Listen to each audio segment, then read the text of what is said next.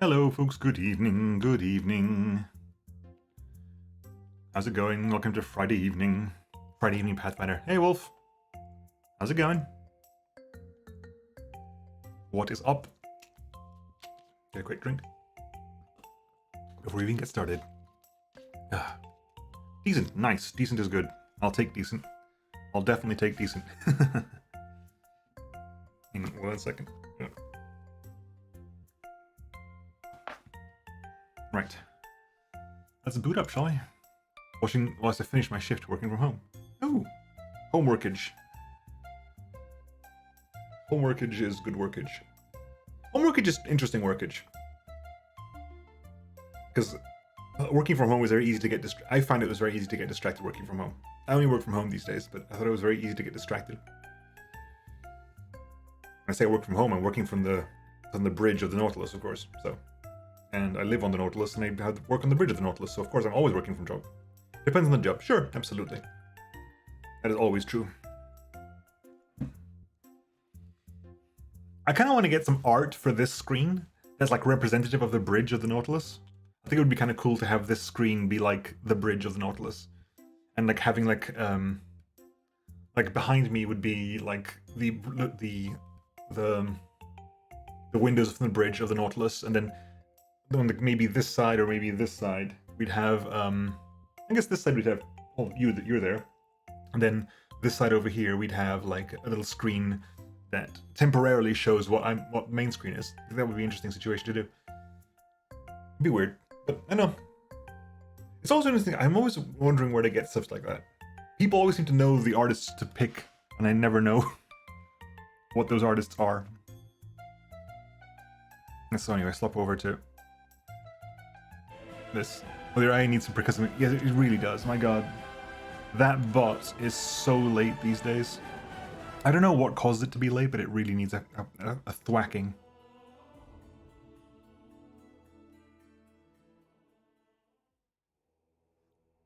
Imprisonment begins in one's own mind. Very, very, very, very big Baphomet. Right, so where were we last time? Last time we had... Oh yeah, you.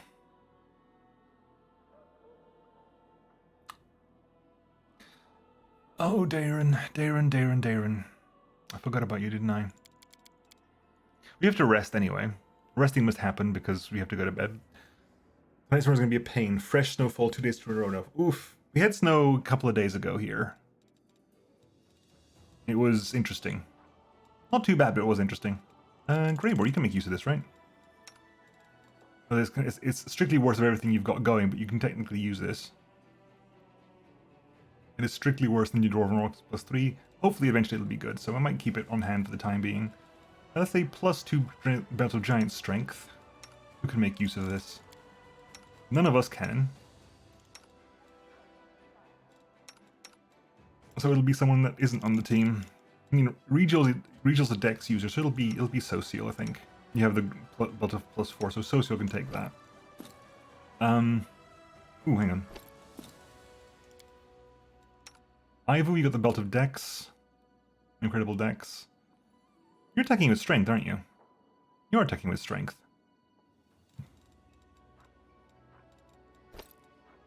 Yeah, there you go. Take the belt of strength. Gotta shovel snow every friggin' day, yeah. Luckily, it doesn't get that cold here. I mean, it gets cold, but it rarely gets snowy where I am. Okay, anything else needs to go there? Belt of Dex. Oh, you can use Belt of Dex. We just talked about how people you use Dex. That's the Adamantine Full Plate +2, because you're currently using that Mithril Adamantine Full Plate +2. Yep. That can get dumped. That can get put away. That. Who's actually got a spare ring slot? You technically do, but let's be honest. Put that there for the time being, but in the long term, it's not really that relevant. Okay, it says... Hello, Press the Digipainter. Irbeth, you made this golem an officer, or is it just standing here for no reason? There's a reason that it's standing in plain view. If anyone tries to steal it, I'll see them. You may not be thrilled about having to drag this fortune around with us, but it is my duty to protect this treasury, and this fortress is the safest place in the area. Thankfully, we're not like Buffalo, with all the lake effect snow. Yeah, I mean, it's interesting because the UK is at the same kind of latitude as Toronto. Like, we are way warmer than our latitude means we should be. The UK is in the same latitude as Toronto. I mean, Portugal is the same latitude as New York. Lisbon and New York are roughly the same latitude. And Lisbon is like, not quite Mediterranean, but it's Iberian Peninsula warm. Yeah, ocean currents, 100%. The transatlantic drift ocean currents send warm water from the equator up to us, and we get way warmer than we would otherwise ever be. We have to talk to anyone at the moment. Let's look at let's read it. Hey, that's Kayla. So that is got Heart of Mystery. That's down the lane. That's going to something with Terendelev. Dragon Hunt. Dragon Hunt. That's right. We fought the dragon off. We need to go to Grimwood. I need to have Greyboar with me there. We fought the dragon off. That was one thing I wasn't expecting to succeed at, but we fought off the dragon. Demon Activity. Attack out of nowhere. We're going to Molten Scar. Final Sunset of Winter. We had to get Southern Road to the City. Battered Spirit. That's going to trigger in a couple of days, I think. Let's go to Green Gates. What should I need to have a Ruchelet for that one. Mort. I'm in Burke's TTS. I don't. I really don't. Like, Burke has the TTS and he enjoys it. I'm not a huge fan. I would never have it in my streams. I think it would drive me nuts. If you want TTS to read something out, like I think one bit will do that. I think that there are ways around that really easily, but I don't need to have entire conversations with TTS and chat. Personally, that's my personal opinion. Beric enjoys it. I think it would drive me nuts. Since Beric turned off the individual voices, it's gotten way better. Because with the individual voices, I genuinely didn't even want to post messages in Beric's chat because my voice was so annoying, I just genuinely didn't even want to say anything. It's unfortunate that it was that, and it was like randomly generated according to some kind of seed, and my voice was always going to be really slow. Now, highlight isn't TTS. It's just spam highlight, which it's still useful, and that will definitely get my attention. You do that if you @ me, so it lights up for me in red. I'll pay attention to that. I tend to check chat quite often as well. I mean, if nothing else, you can do. I think if nothing else, if you want to get my attention, you can always do the reporting for duty, because that costs you 1 channel point and makes a noise I can hear. Like, if you need to get my attention and I'm really not paying attention, you can just do the reporting for duty thing, because that makes a noise, costs 1 channel point, and I'll just look over there. The only ones I've found to be fun are those linked to on-screen avatars. Dunk. Yep. I always see your avatar watch to the left, and yeah, this is my chat monitor. It's a bit weird. I think maybe I should put the chat monitor up there, so I'm looking up, but it's over here. I kind of think that maybe I should, like, it's inconvenient with how my desk is set up, because I think it would be interesting if I was looking at chat when I was looking at chat. I think it'd be weird, but right. Anyway, so Green Gates is we need to go to Green Gates with Aru. Above the Clouds is we have to wait 2 weeks and visit the court. We've only had like maybe 5 days, so still got another 10 days to go. More Than Nothing is Nenio to Nameless Ruins. Oh, that is linked to that, I think. Prison of the Abyss, wait for the incident to unfold. It's Wolgiff stuff, it'll trigger eventually, I think. Night Gamblers, talk to Social. And we've got to talk to Social, and we've got to maximize all Crusade stats. We built the stables, we've improved the relic. Okay. So let's quickly just go over here, make sure that all the armies that need moving have moved today before we go for a rest. Actually not weird at all, because I've moved it with better TTV. For some reason it's better for me, yeah. You can also just get your stream URL and append it with chat to put it on the big monitor. Yeah, that's true. The Logistics Council is yes, we did the Logistics Council, we did Logistics Council, we did Diplomatic Council, Orders to Erebeth one day, Glory to Heroes one day. Yeah, increasing. Don't cancel that. We'll get our morale up a little bit more. We're at 12 already. Considering we went down to 0, we're already at 12. Ranking up. Military Council's currently busy with Orders to Erebeth. We can do some relics, some relic work, I think. Logistics is currently free, right? Who's currently busy right now? I'm assuming only military and leadership are currently busy right now, which means logistics and diplomacy are currently free. If logistics and diplomacy are free, we can study the Sword of Valor, which is logistics, and we can do Fate of the Faultless Daybreak and the Enchanting the Unholy Symbol of Rovagug.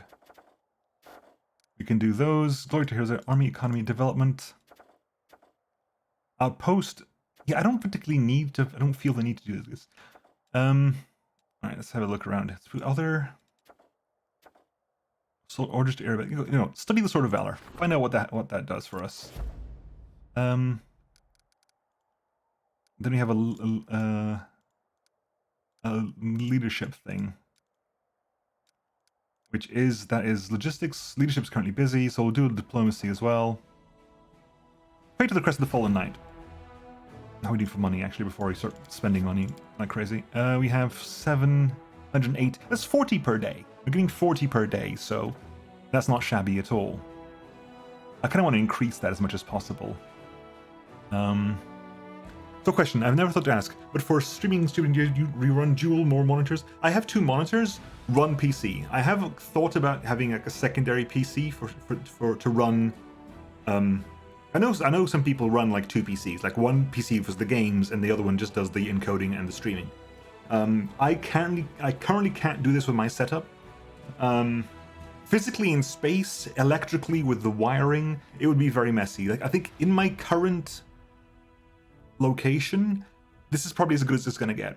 I kind of want to move at some point, and if I do that, part of the stuff I will be considering is the logistics of having like a room, like an office where I can stream. With like everything set up properly, like running proper wiring in there, wiring a bunch of stuff into the wall, space, noise dampening panels, I want to get those as well. Proper lighting, because the lighting here isn't great. A lot of the problem with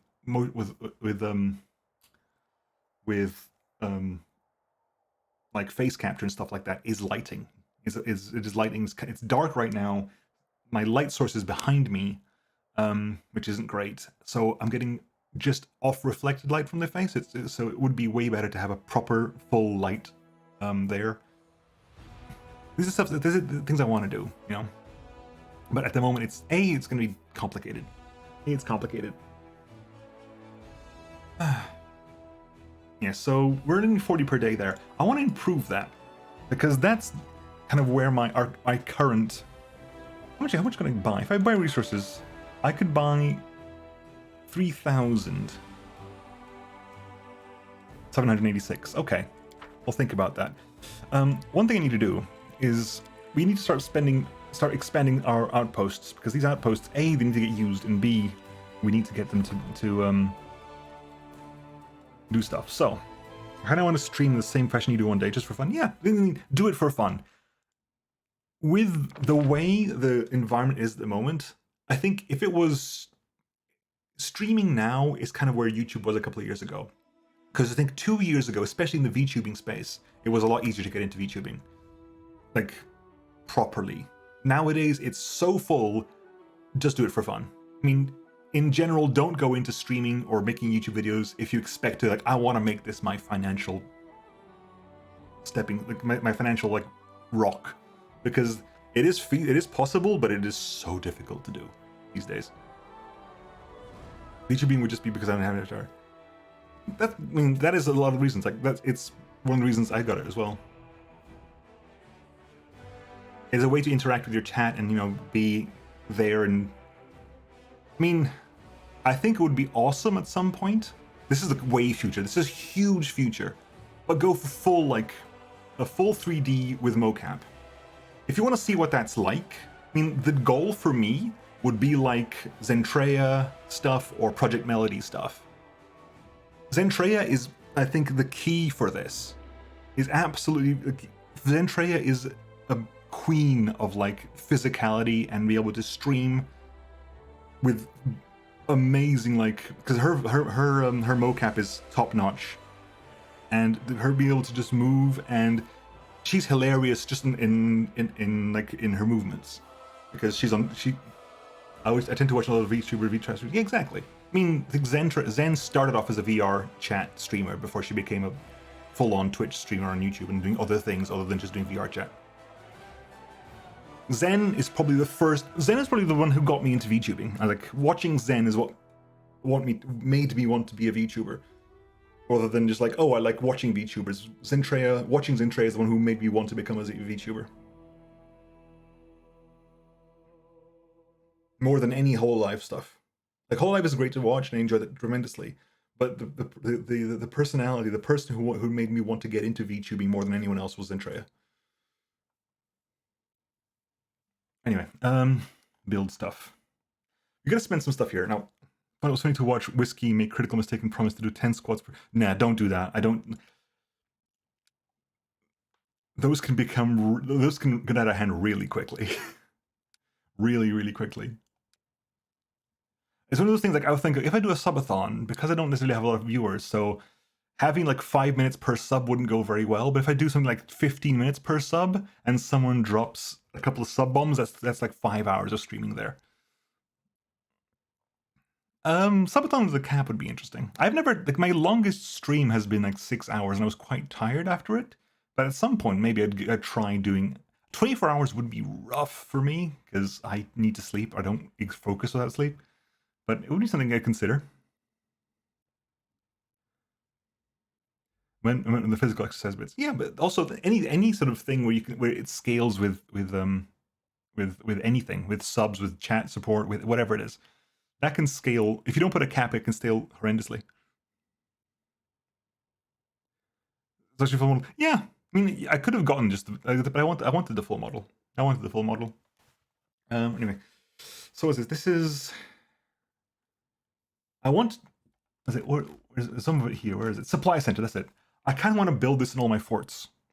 Because I have 4 forts, they can each increase it by 3, which means that in 3 days' time, I'm going to go from having plus 40 per day to plus 52 per day, which is a huge plus. So I'm going to build a supply center in all my towns. It only cost me 50. I also want to build garrison barracks and garrison archery range, and that's... Can I do that there? Okay, that's there. That's Gargoyle Canyon. Can I swap between them easily enough? I don't think I can.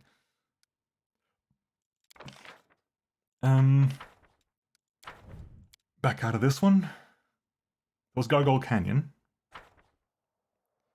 This is going to be Villareth Ford. Same thing again. Supply center, barracks, garrison barracks, garrison archery range, supply center. I tend to feel like subathons are either community rewards for those who use Twitch as an actual revenue stream. I tend to feel like subathons are either community rewards or for those who use Twitch as an actual revenue stream. I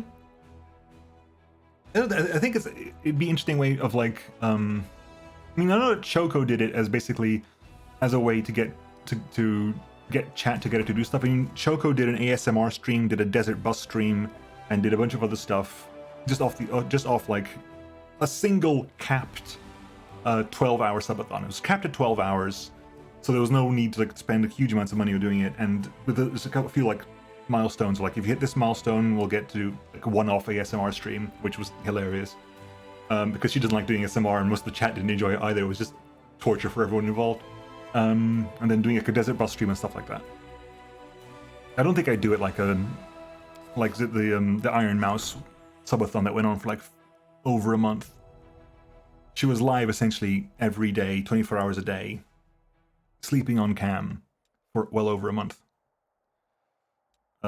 She broke the record. She became the most subbed person on Twitch. The person with the most active subs on Twitch at the time during her subathon. Because she wants to. I mean, Iron Mouse is again someone else who I really look up to as a VTuber. Well, as a VTuber, Iron Mouse is fantastic. I mean, all the girls in VShojo are like. I think VShojo is an interesting outfit because it's very different to the Japanese corporations of like Nijisanji, or Hololive. The VTuber Circle girls have way more autonomy. They are Western-based, it's way easier for them, and they are all fantastic. They're all really, really good. They all have their own different things going. Zen is like master of physical comedy. Iron Mouse sings really, really well, and just basically is just hilarious. They're all funny. Melly is awesome. Project Melody is fantastic. If you don't know Project Melody rose to fame by being the most viewed cam girl on Chatterbait as a 3D avatar, and that pissed off everybody else at the time. Pissed off everybody else on Chatterbait. Everyone who was doing like cam streams got really annoyed, and it made like the news for a bit that the most subbed cam girl on Chatterbait was a VTuber avatar. And she's hilarious. She's hilarious and she's so wholesome. She streams on Twitch as well, and she's so funny because she's a cinnamon roll. You know, she's adorable. But they have this duality, like really funny and derpy and airhead, but also streams on Chatterbait with everything that involves. Have we done Hamlet of Sork? I don't think we did Hamlet of Sork.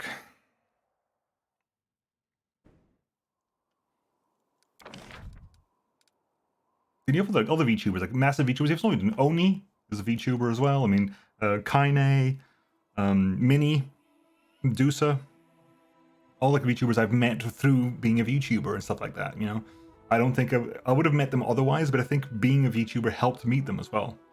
And it's always just kind of like, oh, VTubers as well, and meeting like Reloaded via Choco, because Choco did my art and my model, and then figured out, I think one day I was in Choco's chat and we were talking about Reloaded was there, and it's like, oh, Reloaded is also doing someone whose art I made. And it's like, oh, cool. Then we just, because in VTuber circles, the person who does your art and your model is known as your mama, which meant Reloaded is my brother because we both share the mama. And it's been really fun expanding that circle of people I know, you know. Especially like in the COVID years, meeting new people has been so incredibly difficult that this has been really helpful. Really, really helpful. Supply center, garrison barracks, garrison archery range. 2 days, 3 days. Oh, I was stables. Crap, that wasn't meant to be stables. No, it wasn't. Oh, good. It was archery range. Garrison archery range. Why is where did barracks go? That's garrison barracks. 2 days. Archery range 2 days. That's weird. Oh well. Have I got? I will spend the money I need to get this stuff. I think I will spend money if I need to get this stuff because I'm not spending my money on much else right now. Sneeze. Build you. So I have. That's 130 plus another 50. 180. So I'll need a bit more there. Garrison archery range, garrison barracks. Supply center needs 50, so I'm going to buy a bit here. No, 12. Supply center.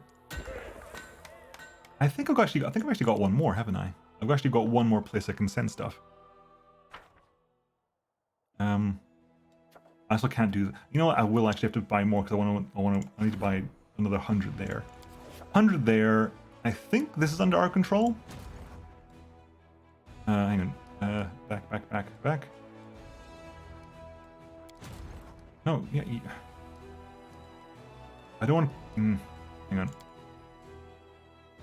gonna go back in there because the Shy Boys literally just captured something. I need to outfit it.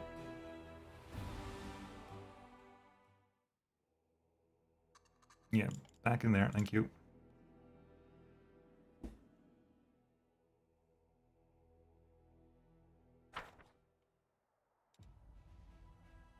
Make sure we click on the right thing this time. Yeah, because we can Gloomy Gorge. We can build over there. So I need 180 for the stuff in here, plus an extra 100 outside. So buy 280. Cost me 7,000 to do it. But garrison barracks, garrison archery range, supply center. That leaves me with 100. We'll back out. Get the fate of the crested fallen knight, or whatever it is. because we might as well get that set up. That's going to take 5 days. Let's move the troops. Let us move the troops. Shy boys, okay. Start working on you next. Where's the army over here?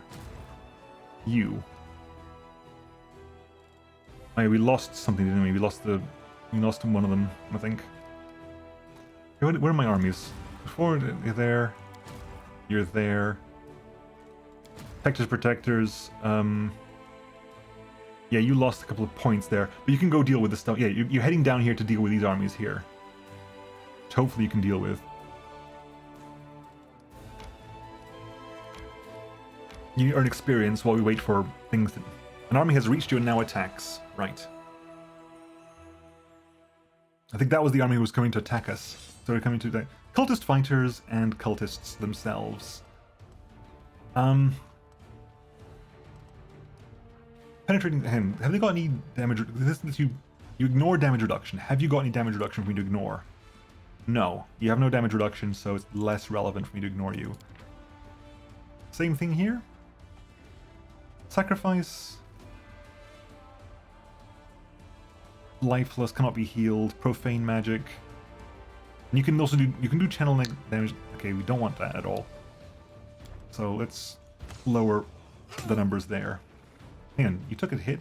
Oh, because that was your lifeless triggering, right? Because you've got nothing special, do you?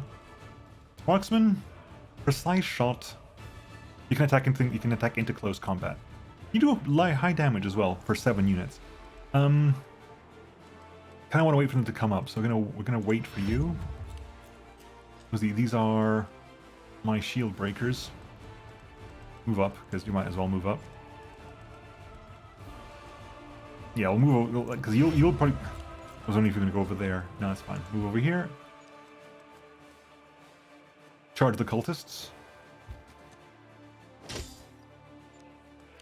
Okay. Shoot there.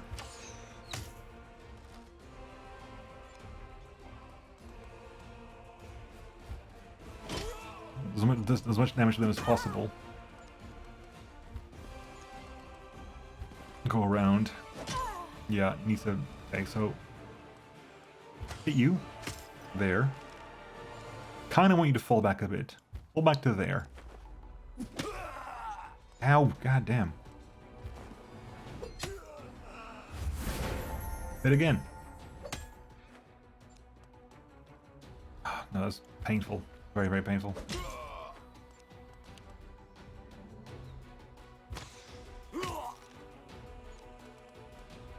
Three to 5. Oh, this is very bad.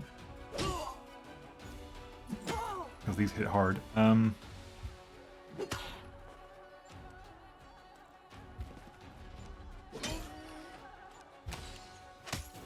Okay. Move around. Hit for 3. I could do this with... I could say infantry units. That's active? That's currently active. Good. So you currently have bonuses to your hit rolls, which means you do more damage.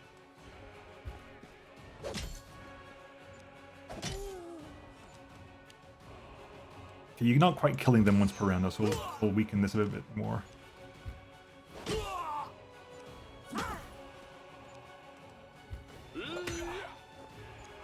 And 1, 3.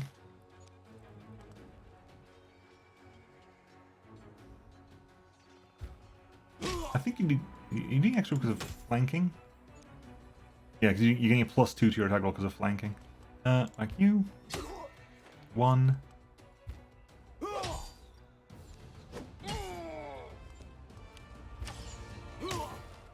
Right. Oh god, you lose so many of those.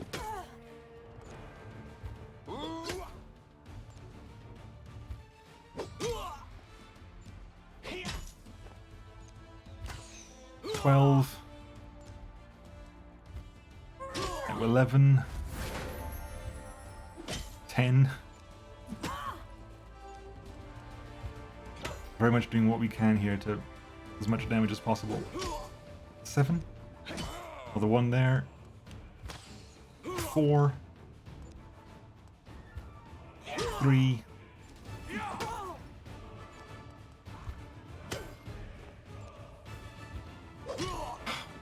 Really? Damn. Right, let's finish you off at least. Finish you off there. Is that back? Is that? Let's turn that on again because it only lasts for 3 turns, right? Yeah. Let's do that.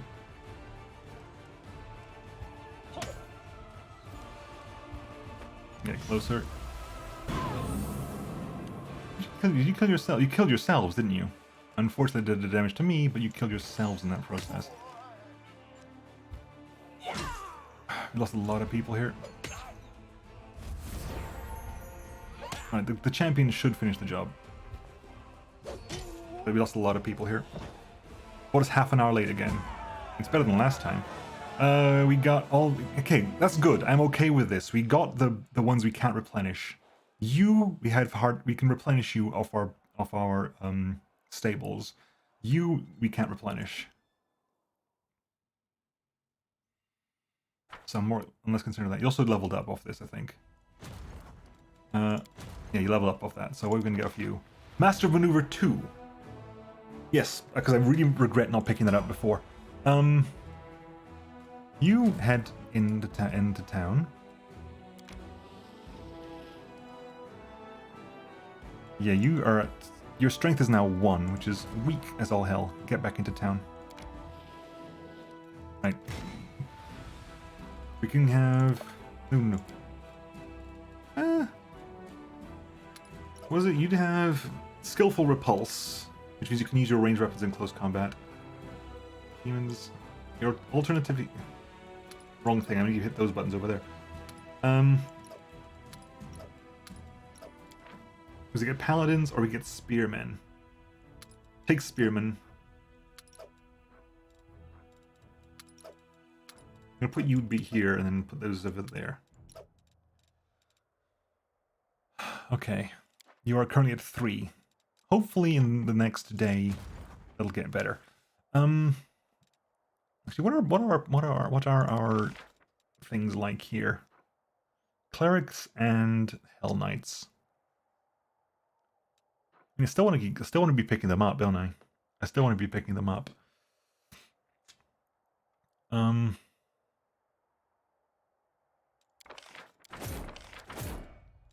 So you make your way, start shuttling things back over here.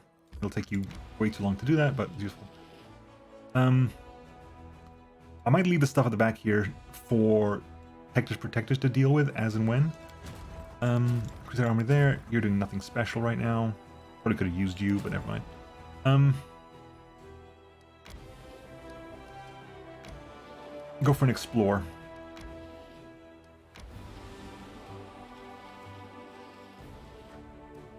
Okay, that was not intentional, but I'll take it. That was not an intentional... I wasn't expecting to go that long. Okay, what do we have here? Glabrezu, an actual Glabrezu commander as well. So turn on archers. Who is having him next turn? Is it Shears? Shears don't have a ranged attack, right? No, Shears don't have a ranged attack. Glabrezus? You have a ranged attack? No. You have crazy melee though, and you can teleport. Ah. That is a problem. In which case, you are mostly going to take 40. We can kill the Glabrezu with this. So let's see if we can kill the Glabrezus outright. We do. Good. You got some crazy abilities, I'm sure.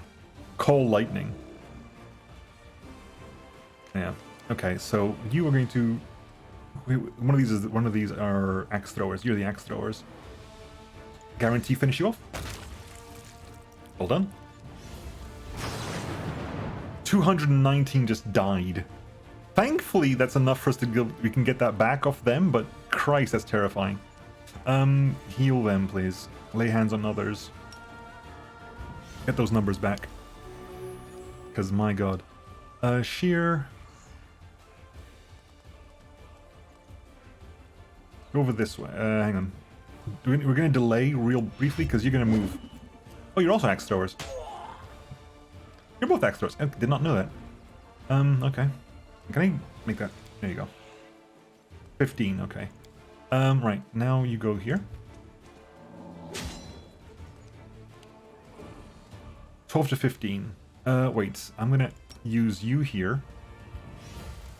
Specifically, because it means you don't get a turn for a while. Good. You get to recover everyone. Exploding compression arrows, yep. And 4,300 XP, which is, takes us to 120,000, and 30,000 to go. To get to level 10, I think. Level 9. And the army of Baphomet's cultists that gained a foothold in the Green Gates has been defeated. Ahead of the army, scouts rush to the half-destroyed fort looking vigilantly for ambushes and traps. Well, that's Green Gates, isn't it? That's the place that we need to take, Aru to. I'm gonna save here, because I don't want you to engage. I want, no movement points left. You got movement points, you're not gonna go anything. Right, so we can hop off here and actually have a rest in character. Because if you just skip a day, your party doesn't actually rest, which is weird. It's to stop you from using that as a way to do stuff. So you are going to go have a proper rest. But before that, someone mentioned that the storyteller is right outside. The streets. Night game. Yeah, you want us to talk to. Okay. So we're going to go into the streets and see if you can find the damn storyteller. Because the storyteller is apparently outside Dresden, but I haven't seen him. No, nor was he indicated on the map as far as I could tell. Also need to sell some stuff at the shops, etc, etc, etc. Dorglinda Stranglehold, Jewelry Trader. I have not seen the storyteller. Someone said the storyteller would be out here, but clearly is not.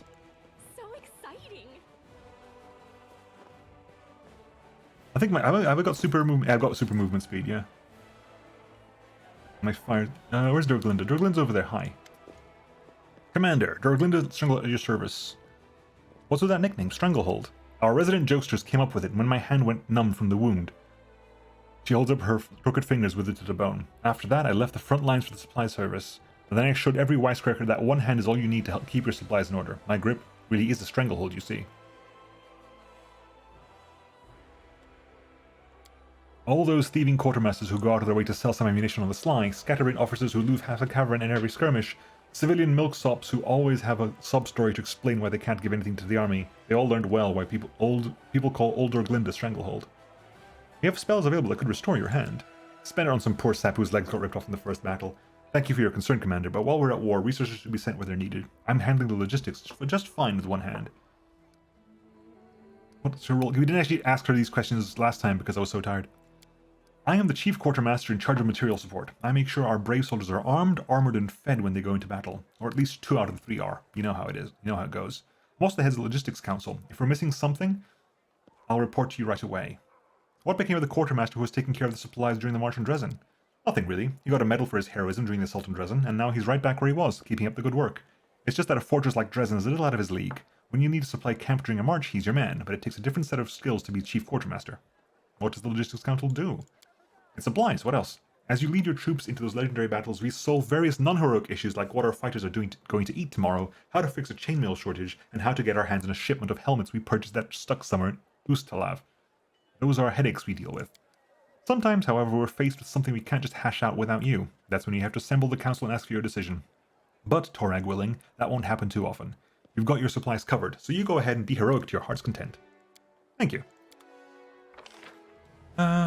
Blacksmith, Alexander Provider, Lady Konomi, CR, Horgus Gwyrm. I've never spoken to Horgus Gwyrm in ages. Captain Harmatan, yeah, because Captain Harmatan is my military leader. Konomi is my diplomatic leader, who we don't like. She doesn't like us, because she was like, do what I want you to do. And then we didn't, and she got pissy. With grace? Right, let's go talk to Wilser Garms. So you can sell you stuff. Sell you a bunch of stuff we don't actually need. Nature's... No one's gonna... It's a 17,000... Really? 17,000 for this? It's ridiculously good, but no one uses a two-handed hammer in my army.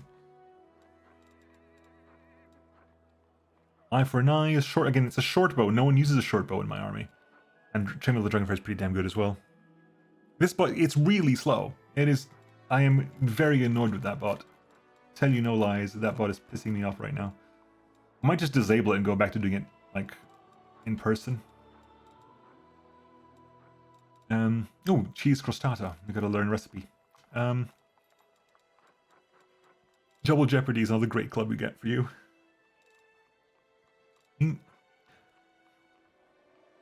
It does so much damage because it's... Yeah, it's 10d10 plus 3 bludgeoning plus another d6 acid. If we were fighting trolls, that would be so useful, but we're not fighting trolls, so... And no one uses big weapons in this. Nobody uses big weapons in this army. Like, in Kingmaker, you have at least Amiri who can use his great weapons a lot. In my army, no one uses great weapons. The person who would maybe is Sela, because Sela's got a great sword at the moment. But that's because it falls under heavy blades. If it wasn't, she wouldn't be using it. No one else in my army even uses a heavy weapon. I mean, you could probably use that. But a great club for you just feels weird. Can I give that to you? Not on this screen, okay. Yeah, you know what? Here. Go. Take it. Take it and go. When we get Gegetsu back. Nah, it's good. I think I might just do it manually at this point. Well, I ended up just doing manually. Let's go talk to Lady Konami, because piss her off for a bit. There's something I should be doing. I shouldn't be outsourcing something like that to a bot. I'm happy to keep the bot there, but I'll just do it myself.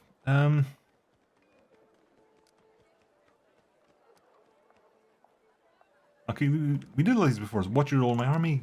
Don't get me wrong, Commander. I'm not your soldier. I serve Her Majesty the Queen Galfric. Yes, that's the main problem.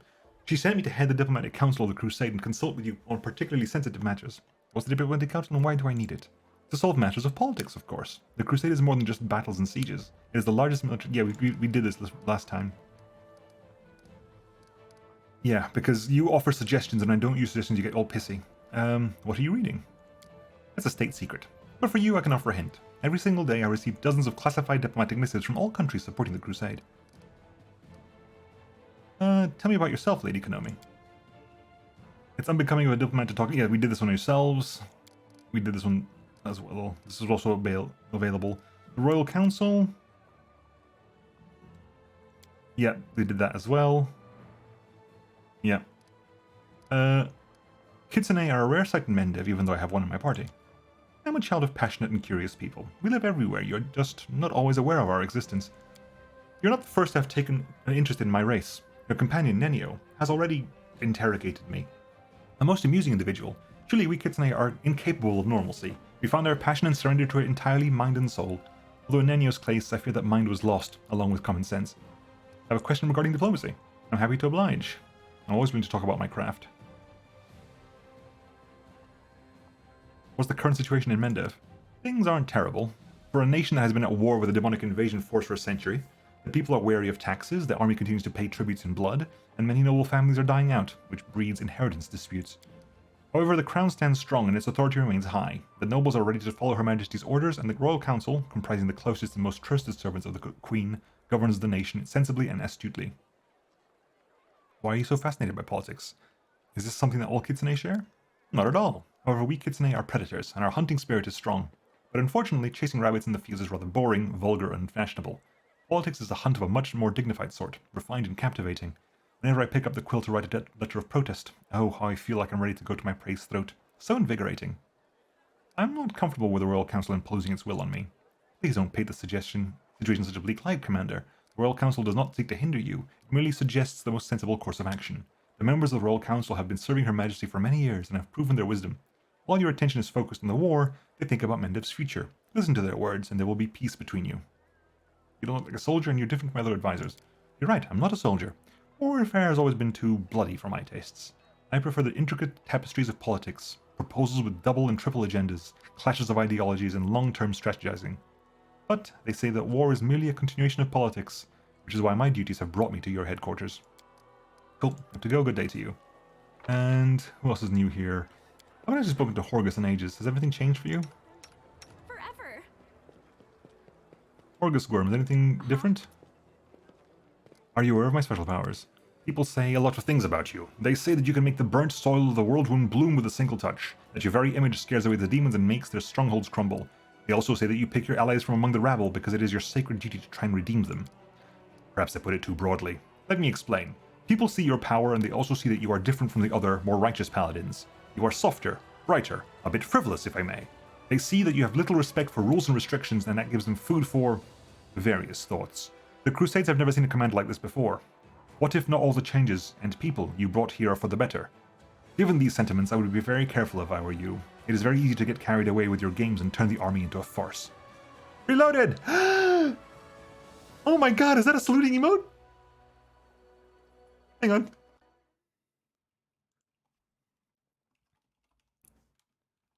Hang on, where is it? Do I have that? Am I subbed to, am I still subbed to you? If I'm not, I need to fix that immediately.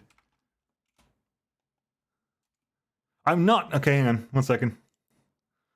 Sure. Let's fix this immediately. This must fix this immediately. Hang on, 1 second, 1 second, 1 second, 1 second.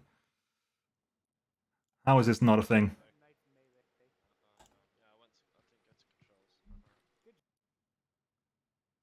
I will not accept this.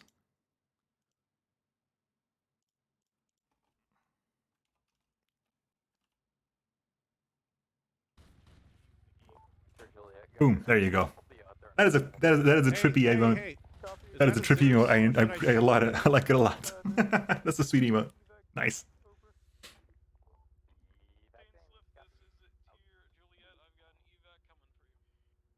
What was that? That's some armor? You're playing the armor 3 is nice. Right. How are you going, Reloaded? How's it? How you holding up? How you doing? How was your week? You've been streaming when I haven't been coming off. Because you haven't been streaming when I've stopped streaming. So I haven't really been able to raid you of late. I hope things are going well. This is my time to shine. Yeah, we spoke to you already. Talk to Social, I guess. Hey, Social. Good afternoon, Commander. How can I help you? I've heard that you've been rather busy playing cards at night. Cards? Me? Social looks away in embarrassment. Who could possibly think... I've only visited the games once or twice to get a sense of what our soldiers do when they're off duty. You think I'm addicted to gambling? Nothing of the sort. Don't worry, I'm absolutely fine. My pleasure. Okay. That hasn't triggered... that. Maybe it'll happen at some point. How cute! Things are... sorry, playing DMZ on the side. DMZ? DMZ? Demilitarized Zone, obviously, but I don't recognize the name of a game. Is it just an armor mod?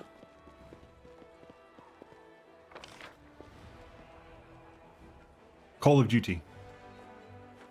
See, I never really played Call of Duty. I think the last Call of Duty I actually played, like actually sat down and played properly, was the original Modern Warfare. That's literally the last Call of Duty I played, and as in sat down and played, was the original Modern Warfare. I played the co-op special operations, whatever it is, in Modern Warfare 2.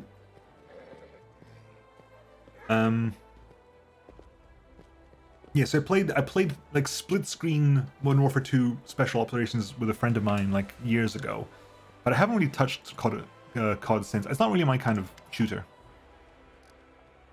I like slower shooters. Like I'm trying to get back into Siege now that there is actually like Ubisoft has actually allowed cross-platform progression.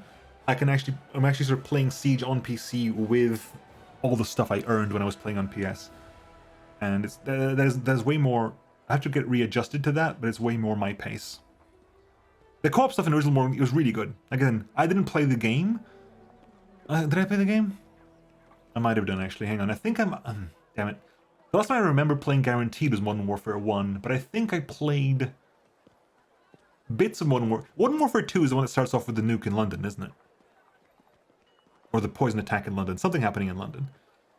Our special agents have gained information about something that could change the history of humanity. It's the season to be a sub-name mourner salute. Hey, Bosk. Thank you for the sub. 61 months. Holy hellfire. Thank you very much. Much appreciated. I think I played one of the Black Ops as well. I think I played one of the Black Ops as well now. Not come to think of it. Anything? No, we did it. Right, okay, so we spoke to everything here. I still haven't found the damn... Go talk to Harmington. The storyteller is not here. It's just not. I cannot see the storyteller anywhere, unless the storyteller's in the tavern. Maybe they're in the tavern or in the inn? The world is full of wonder. Captain Harmington? Where's Captain Harmington?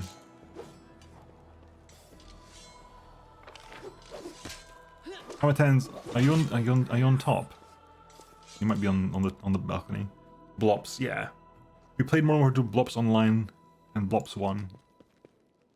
Yeah, Blops. I used to call it Blops as well. Are you here, Harmington?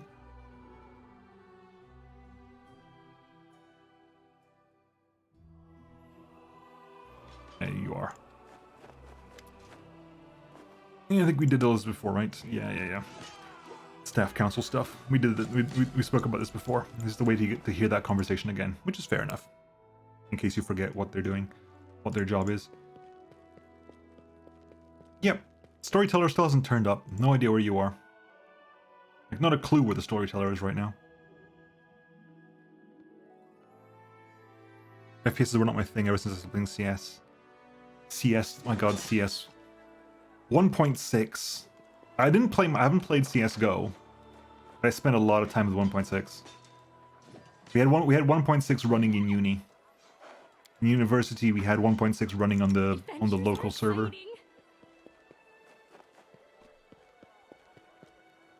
How are you doing? Oh wow! Ooh. Okay, we can immediately stop this right now, or we can just go get Wendy straight to bed.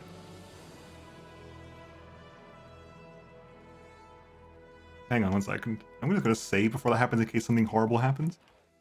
In case, you know, she kills me or something.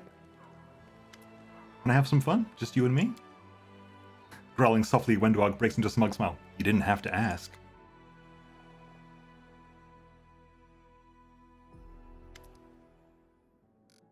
Wendog stretches her muscles with a grace and kind of animal shamelessness, directing a consented glance at you from under half-closed lids. That was good. I wasn't wrong about you. Sorry I was in a match. This is the first time I played in a long time that I've enjoyed. Good. That's cool. That's always fun. Like a satisfied cat, the huntress smiles softly and runs her fingers along her body over places your hands touched only moments before. Her little claws carefully scratch her firm, scar-covered skin. It's 1v1. Did you like it? Yes, I did. I enjoyed it very much. Will this change anything between us? No, why should it? We just had some fun and it made each other feel good. Why should it change anything? Or are you worried that I'll be throwing myself at you every chance I get from now on? You can relax, that's not going to happen. Look at the scars. Among the variety of battle marks, a rather gruesome ragged scar on her left collarbone catches your eye. It's an uneven line that goes along her shoulder, skirting it and ending at the shoulder blade. Several long scars stretching across Wendog's back suggest she has been whipped. You see fresh crimson cuts and abrasions on her elbows and chin. Some of them look quite deep and were hastily pulled together with crude stitches. Over time they will turn white and become the newest addition to the landscape of scars on the fighter's lithe body. Tell me about your scars. Oh, I've got plenty of those. Which one do you want to tell me about? That horrible scar on your collarbone, where did you get that? Pride flares in the huntress's eyes. I got this one off a dire rat. It was a good hunt, and after the tribe named me the Hunter. Tell me about the encounter. It was one tough dire rat, as big as horses are up here on the surface. It was old, cunning, and vicious. We'd never met the likes of it before. Another Neither and I ran into where we ran into it when you were scouting some distant caves. The rat snatched the guy first and dragged him into its burrow, and I rushed after them. I cornered it like a cramped little cave, and I yelled and singed its wickers with my torch. I got it nicely riled up, in short. It jumped at me, jaws snapping, and the next thing I see is my whole arm disappearing into its maw. My spear got smashed to pieces, and the chunk of wood that I was holding in my hand got stuck inside its throat. The beast was wheezing, writhing, hopping around me on its hind legs, trying to bite my arm off, but I just held the wood of my spear tighter while I groped for the knife on my belt. As soon as I did, I sank the blade deep into the old rat's crotch. He squealed like he wouldn't believe. All the young rats in the caves were mourning the loss of those grey family jewels that night. With their eyes half closed, WotR savors the pleasant memories. It was dying for half a gong. Tried to get on its feet again 6 times, the long-toothed beast. But I just knocked it back down on the rocks till it finally kicked the bucket. And only then could I get my arm out of its maw.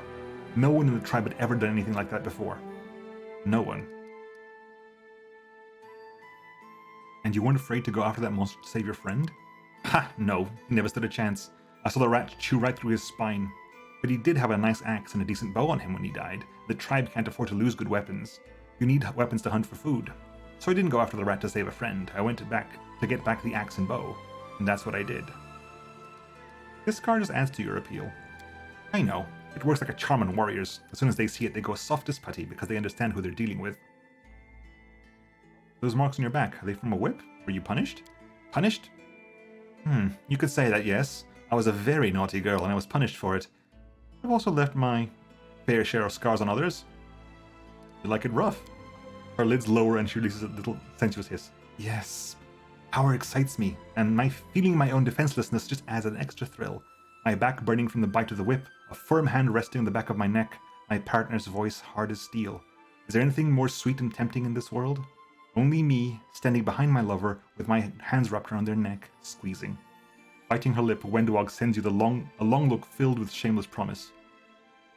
You have some interesting proclivities. Everyone has a right to have some fun every now and then. WotR's eyes roll back dreamily. And where did you get those fresh scars? In battle? Ah, that's nothing. I had a fight with a few crusaders. 5 of them, to be precise. But I think I got the one on my chin before that. Now that was a good honest fight, one-on-one. Why do you pick fights with the crusaders? WotR brushes a lock hair away with a nonchalant gesture. To make them respect me, of course. There's no better way to gain recognition than knocking out the biggest local bully. Besides, some Uplanders still don't know that they should tread lightly and keep their thoughts to themselves around the proud folk of the underneath home.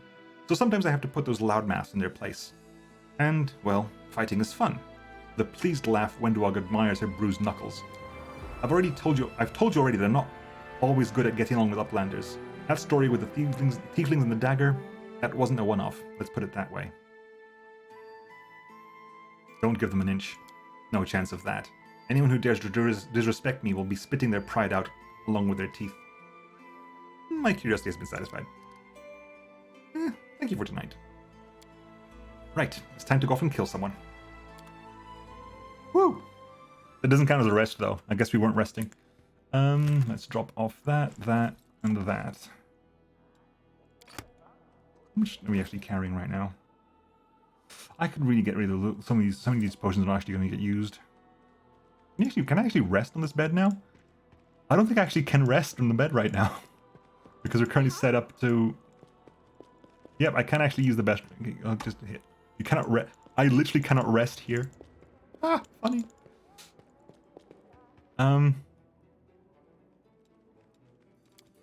Darren's gift. Yeah. God damn it, Darren. Anivia? Anything from you? Nope. Ivu, anything from you? Nope.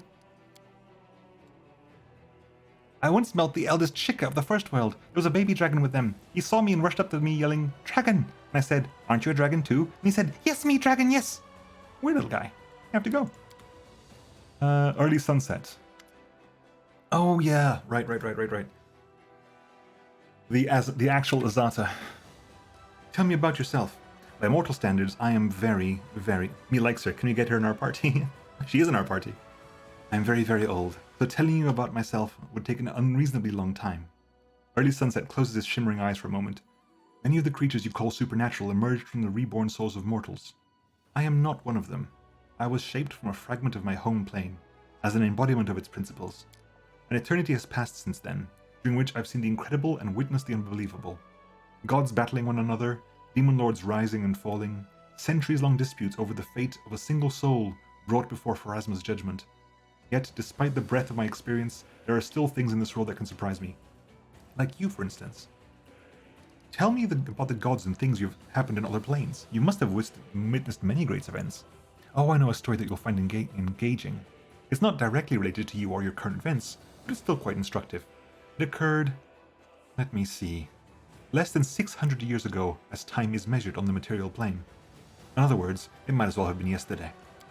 It all began with Eolar, Lady of the Hunt, a demon lord who has since perished.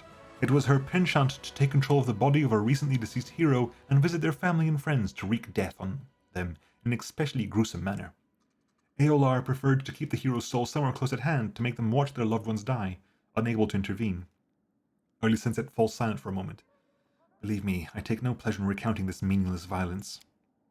It so happened that Eolar picked a righteous Desnan priestess, one the goddess was especially fond of as her new victim. It enraged the goddess, and believe me, the wrath of the righteous... Name of the game! Name of the game! ...is much more destructive than that of evil and darkness. Desna stormed into the abyss itself and obliterated Eolar along with her realm, reduced her to dust, scattered her in the wind, and when she did that, something unprecedented occurred. Demon lords, who had lived like spiders in a jar since time immemorial, never missing a chance to bite each other, suddenly banded together in an alliance called the Coalition of Chaos. I don't recall ever, and I mean ever, laughing as hard as I did when I heard that name. That said, most of the gods did not see the humor in it. A planar war was about to break out, one that would claim at least as many lives as Earthfall. All because of a single priestess, her family, and her friends. Thankfully, Callistra wished to right Desna's wrongs.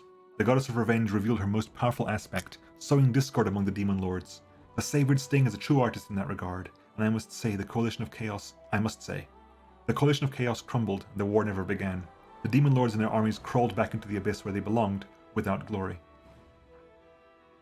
Callistra, also known as the Savored Sting and the Unquenchable Fire, is the goddess of lust and revenge who takes on many faces and guises. She is held in especially high regard by elves, who often identify with her mercurial moods and unchangeable nature. A fondness for wasps has earned this vengeful deity the title of Savored Sting. Such creatures live on after harming the enemies, a trait Callistra's followers hope to emulate when pursuing their goals. At least Desna actually fought evil instead of sitting on her hands.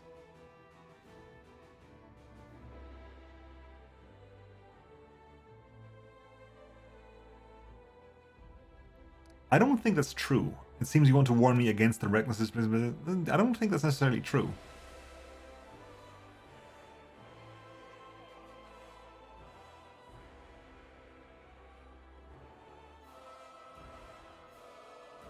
But I'm going to go for it then, because this is what I want to say, so I'll say it anyway. It seems like you want to warn me against the recklessness displayed by Desna. Yes, I do. Demons deserve punishment, but you should not go too far when battling them. You must ensure that your followers show equal restraint. Elysium, what's it like?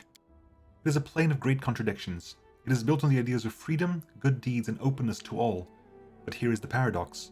If you do not believe in restrictions and are prepared to accept everyone, you must also accept those who seek to restrain your freedom. Must you also accept those who seek to restrain your freedom and bind you? If you are good and enjoy liberty, must you put up with those who are evil and who thirst for power? Will banishing them be considered a restriction of their freedom? No. The paradox of tolerance. I subscribe to the paradox of tolerance. You can tolerate anything apart from intolerance.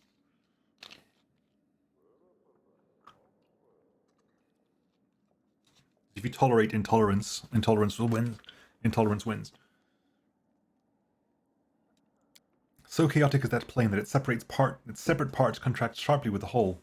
Vengeful Calistria and Gorum, the embodiment of endless and meaningless war, rule over Elysium alongside the carefree Desna and the adventurer god Caden Kalen. I may say that one thing Elysium cannot abide is order, but it wouldn't be quite true. It is more that order avoids Elysium at all costs. How is your study of my power progressing? Not quite as quickly as I'd like. Still, I can already tell that the key to controlling your power lies in self-control, believe it or not. You're driven by emotion. It may bring visions of Elysium upon you, or it may turn the rock you stand upon into a garden. So far, these manifestations of power have been harmless, but someday you might transform a fortress wall standing between you and an enemy army into a curtain of flowering vines. That's why you cannot simply let things run their course. Be cautious and prudent when making decisions. I'll be there for you. I'll intervene and advise you if the choice you're about to make is potentially dangerous. Why did you decide to help me in the first place? Someone had to, says Early Sunset, his voice heavy with meaning. Anyone who wields that kind of power, especially a power heretofore unknown that shifts the balance in the world wound, cannot be left unattended. As much as I'd like to avoid the odious comparisons to a moth drawn to a flame, it is true in a sense. I have been drawn to your light, so here I am. Cool. I'm going to quickly enter and leave. Erebeth, anything from you? No, cool. I'm going to quickly, enter and leave this, just so I think maybe that means Wendu can go away and we can actually rest in her bed again.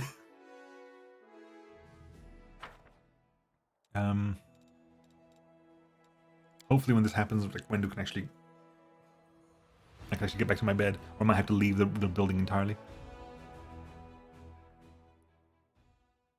But I was not expecting to just be able to immediately shack up with Wendu like that. I think Wendu's gone now. We might be able to actually have a rest. Yeah, we can. Good. We can actually rest now because Wendu's gone. Right, so... You can cook...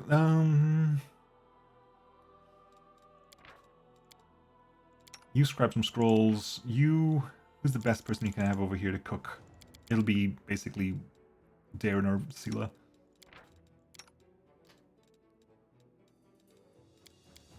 Why the hell not? What are you gonna cook here? Fish on a stick. Regal's favorite dish. Sure, why not? Do that. What are you gonna do for you? Again, we're doing spells that we don't cast all the time, but when we do want to cast them, they'll be relevant.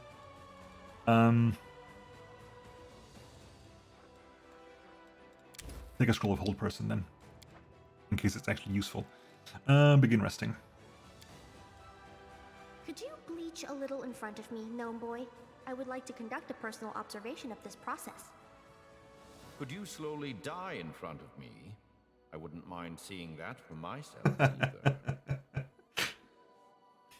That's essentially what she just asked him to. Can you slowly die in front of me? Thank you.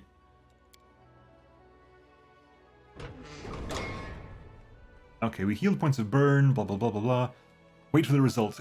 Okay, we're waiting for a result here. Morale is now up by 20 because we just finished a couple of things. So let's go back here real fast. How cute! Oh, you healed up as well. Okay, Regil, what did you get from that, by the way? +2 bonus to damage and attack. That's not shabby. At all. Okay, it's still going over there? Right. Let's just do a quick check in case I need to send any money anywhere.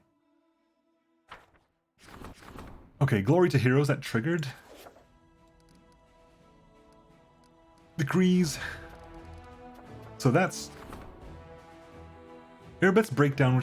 Yeah, she's been appointed squad commander in the Vanguard. We're studying that for 13 days. We're doing that for another 4. Rank up. We can rank up diplomacy and military. We haven't formed a military council yet. So that might be useful to do next. Economy, religious feast. Repeatable decree will become available in 47 days.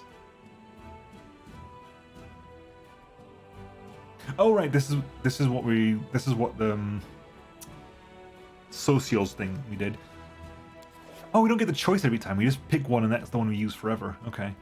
Army, command, relics. We still have some stuff to do here. The symbol of Rovagug. We can enchant you to augment the relic, or we can do the Faultless Daybreak. Well, might as well rank up you. Form a military council. Oh, form a military council. That takes a day to do. Okay, let's move armies around then. Let's move armies around.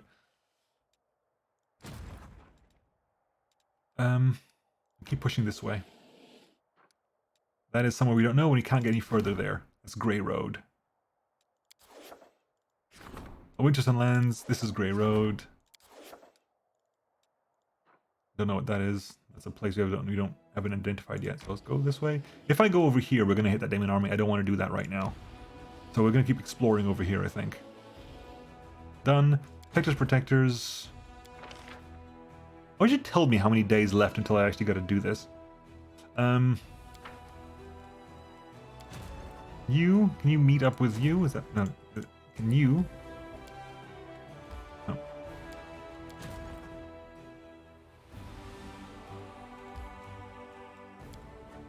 Right, you go over there. You can drop off the clerics and the Hell Knights at you. Start heading back to Dresden. Texas Protectors, again, you can't really move at the moment because you really need to basically wait for stuff to turn up. So you've moved, so we can rest. We can get out. No. I'm going to wait 1 day, specifically because we're waiting for that to trigger. Once that's triggered, we're okay. So we'll skip a single day. That just triggered, military council time. Which means, do we actually have a free point? The military council is currently available. Good. Decrees, fine. Exit. We'll do military council, I think, happens now.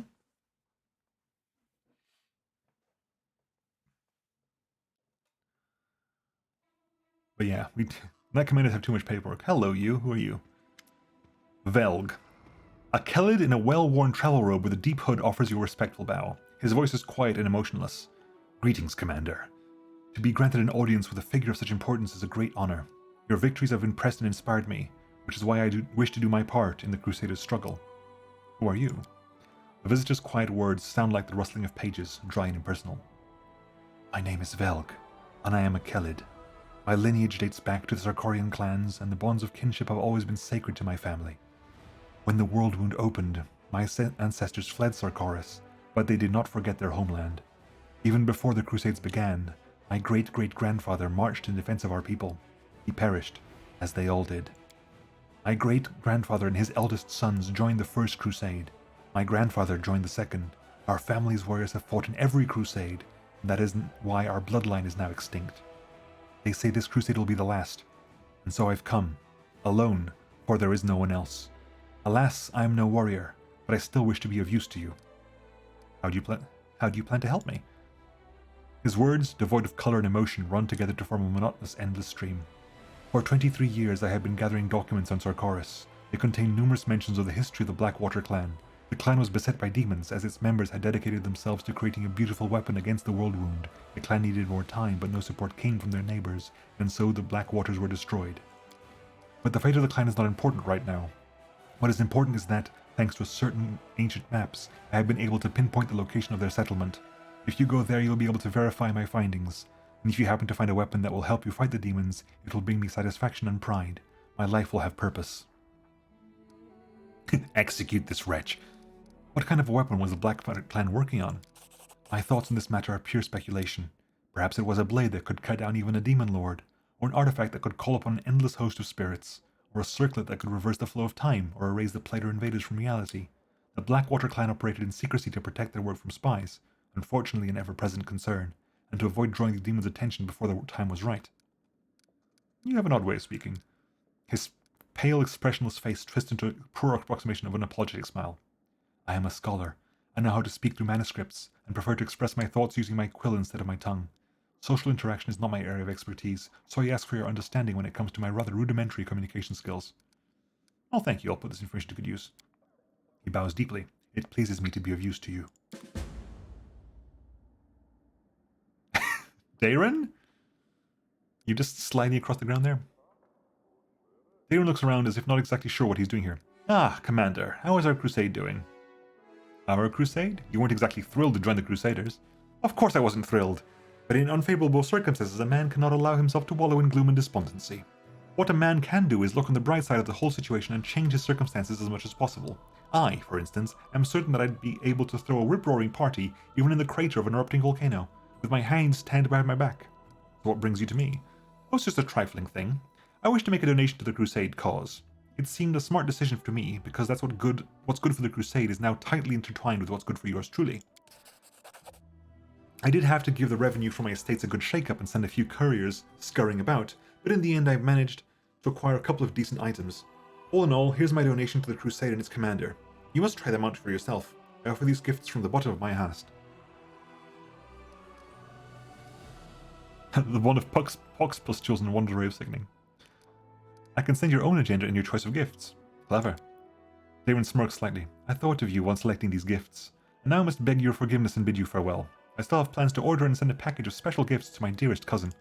By the way, take a closer look at my gifts. You may find something special in there. Captain Odan.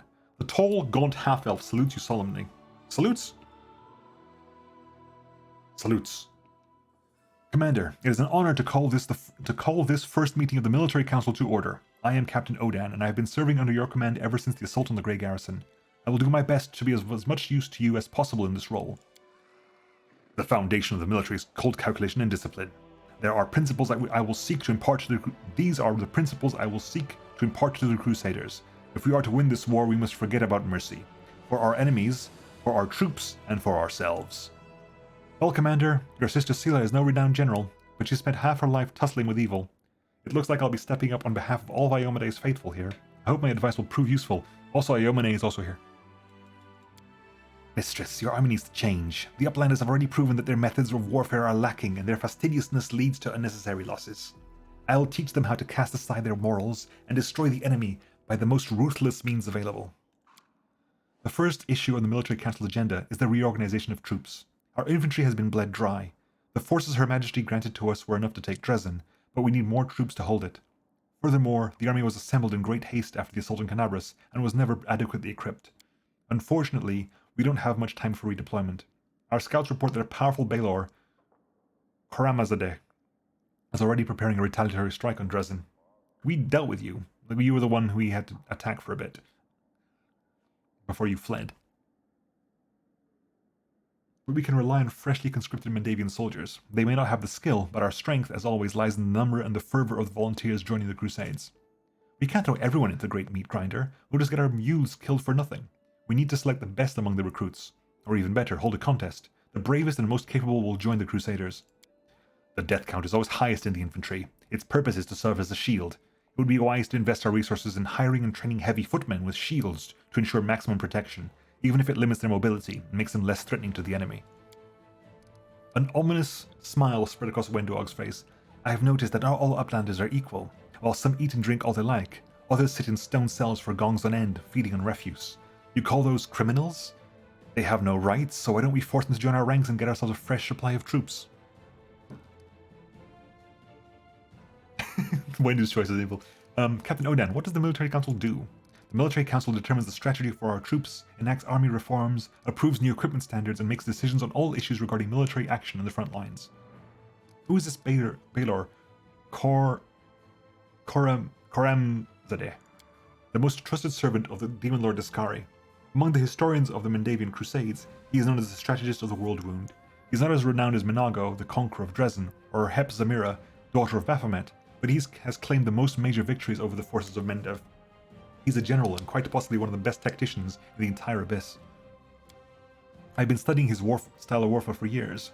He may seem like an ordinary demon, on the typical war taskmaster, but that's a fallacy. Like a beast following a scent, he senses weaknesses in his enemy's defenses and strikes at them, sending soldiers to bring targeted carnage. His uncanny charisma attracts more and more soldiers to him, so he's never short on troops and sacrifices them like pawns whenever he pleases in order to achieve his victories. Koramzadeh is the face of the demon host. For many years I've been gathering research on him, preparing for the day our armies would clash with his once more. I hope my council will help you defeat him, but so far, Koramzadeh has known no defeats. I have questions for my advisors.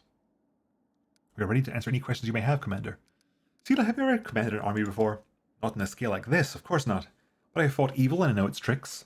Besides, war makes people callous, and it's always useful to have a paladin advisor around to remind you at the crucial moment what you're actually fighting for, right?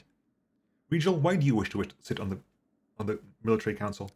I have command experience, and I intend to impart to the Crusaders at least a modicum of the discipline and rigidity of the Hell Knights. The quality of the Mendavian staff currently available to you leaves much to be desired. Regil glances at the wincing Captain Odan. That much is certain. Wenduog, you want to command my troops? Wenduog raises her head proudly. And why not? I used to lead our tribe's hunters through the most dangerous caves, and we always returned with spoils. I know how to win, how to think ahead, how to be merciless. I'll certainly be a better advisor than to you than this uplander. A casual nod in Captain Odan direction makes him frown in displeasure. Everyone doesn't like him. Who are you, Captain Odan? Captain Odan bows ceremoniously. I have served on the front lines of the Mandavian army for over 25 years, and in that time I've gained a wealth of combat experience. His voice sounds calm, but his face darkens at the mention of a wealth of combat experience. I'm considered one of the foremost experts in tactics and strategy in Queen Galfrey's officer corps.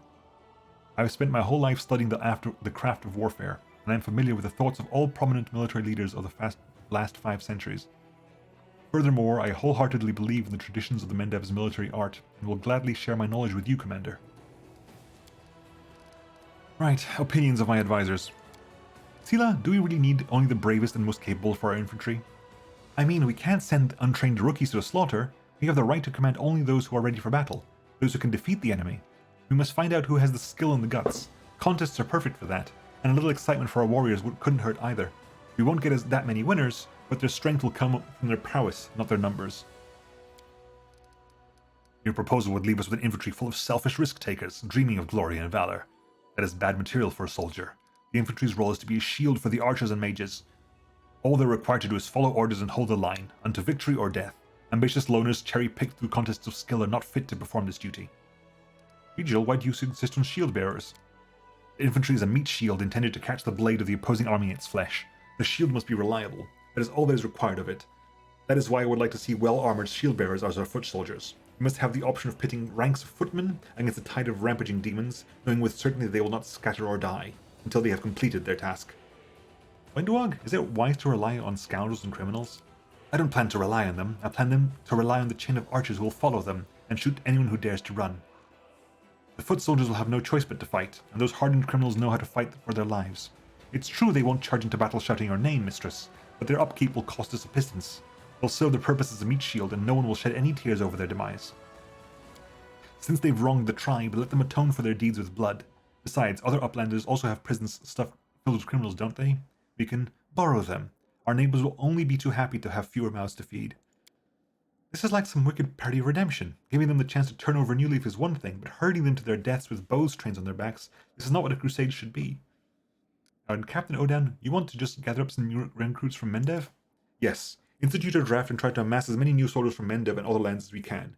We've always drawn our strength from our zeal and our determination to oppose evil. If we start holding contests or selections, we'll turn a holy crusade into a job for the chosen few and scare away the future volunteers.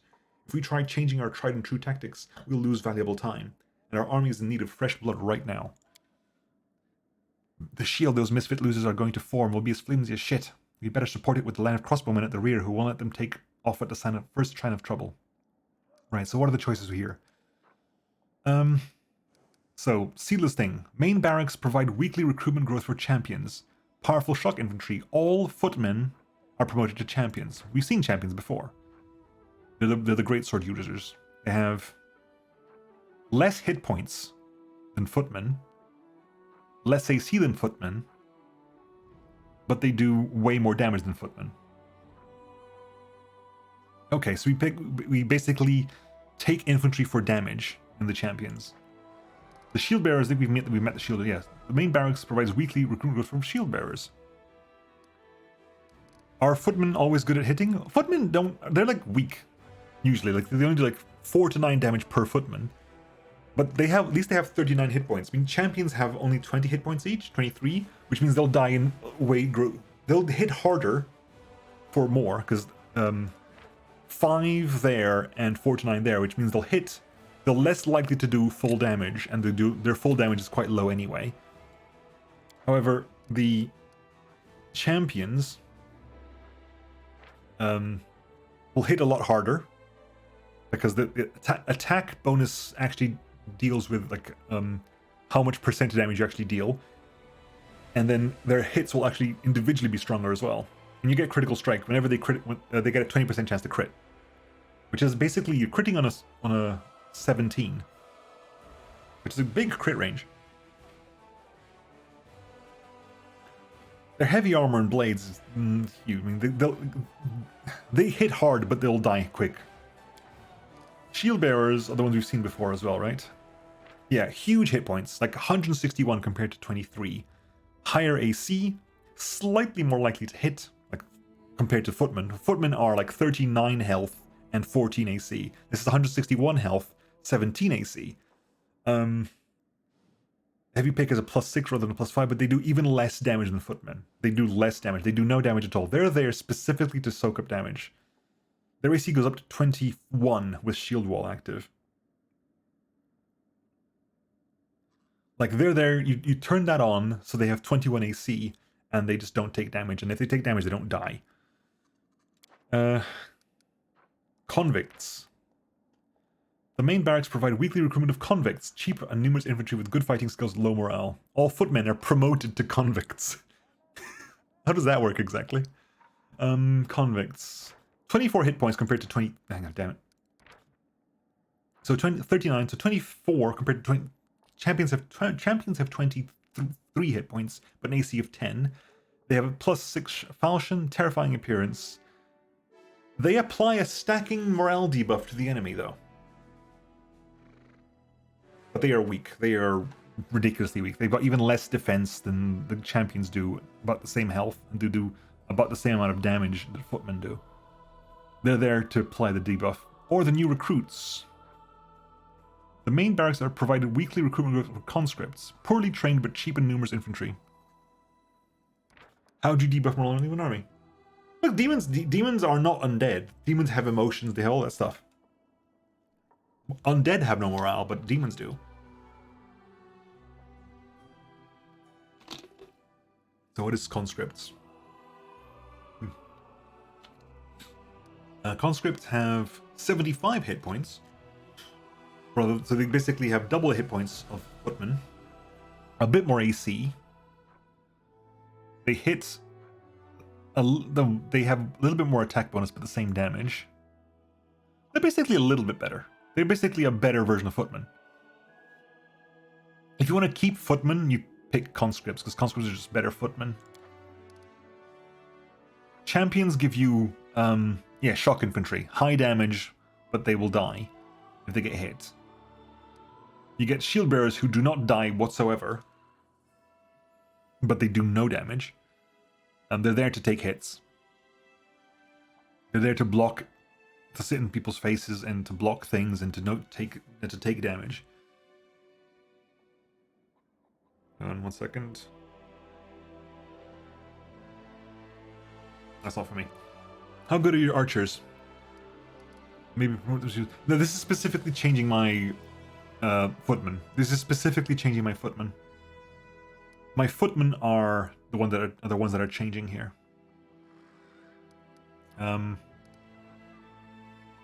Feetmen.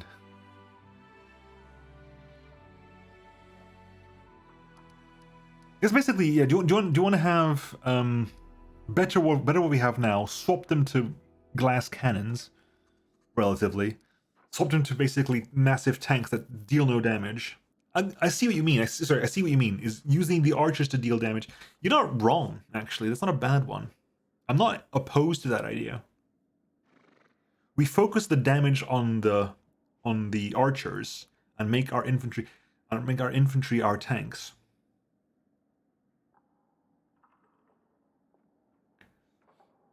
I'm not opposed to this idea.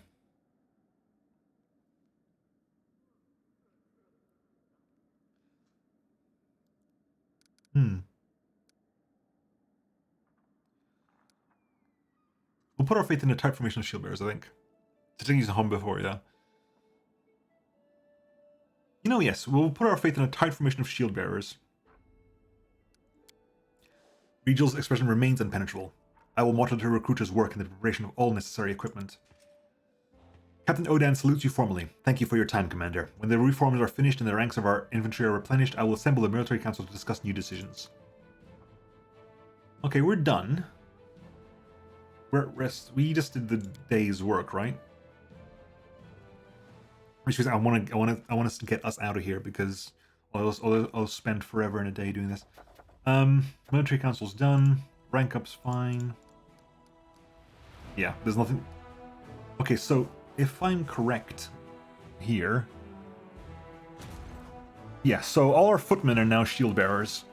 It's not a 1-to-1 though. They had like 500. They've been basically cut in half. Which means your shield bearers now are also things you can get recruited. You can actually recruit from both of these now, okay. Yeah, we've got full things. So we're gonna go over here. And I want to keep saving because I don't want to run into armies unprepared. Okay,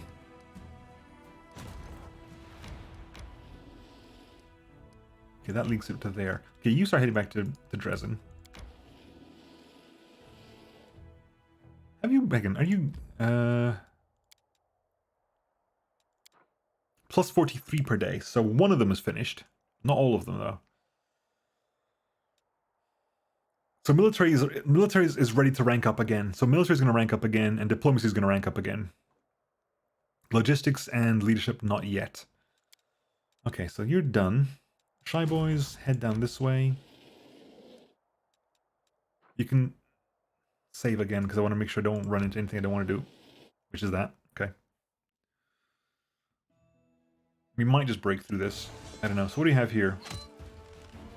We lost 373 archers. Ouch.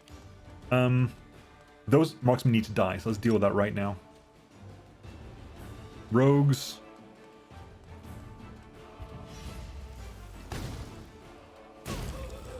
Good. You gonna heal up your archers, please? So what are rogues doing there? Yeah, you've got shield bearers as well now. They do no damage, but it hurts. Rogues, you're chaotic neutral. You do multiple attacks, but nothing that specifically mentions sneak attacks, which I was concerned about. You also can't move very fast, so we're gonna go over here. Take out half of you. You level up again.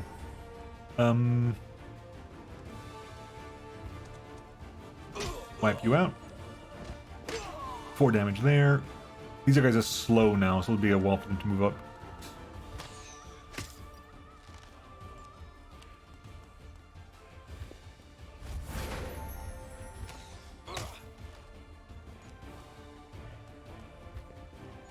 Right, you need to heal again because we've got... There you go. That's better. We got all our archers back again.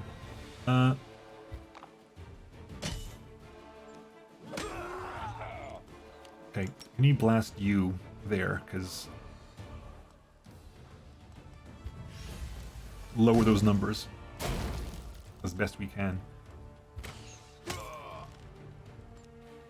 Right, you go over there and flank.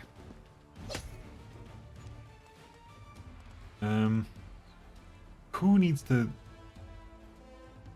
I wish I could tell how many people died. 34 to 33, 4 to 10.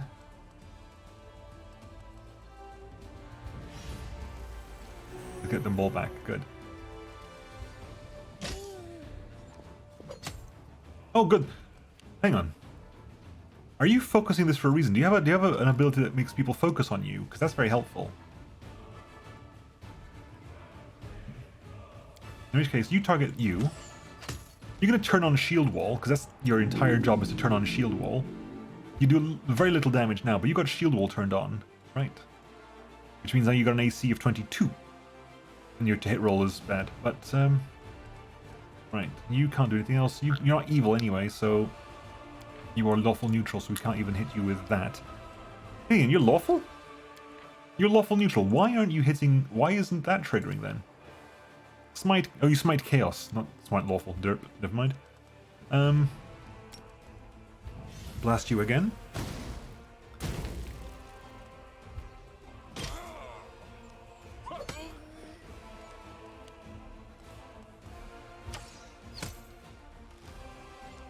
Keep that shield on his... Whack a bit here and there. Move a little bit closer. Again, huh? Okay, that's stopping right now. You're a priority target, it looks like. Which means you're going to step back before it gets too out of hand here. Get over there. Specifically. Okay, good. It's still working. I don't need that anymore, I think. I think I'm okay. You're gonna go over there. Donk. You're gonna stay where you are.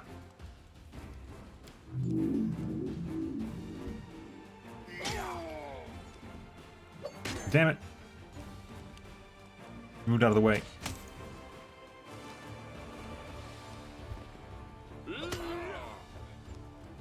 You can't move out, you can't move along. If you go over here, I think you can stop that from happening.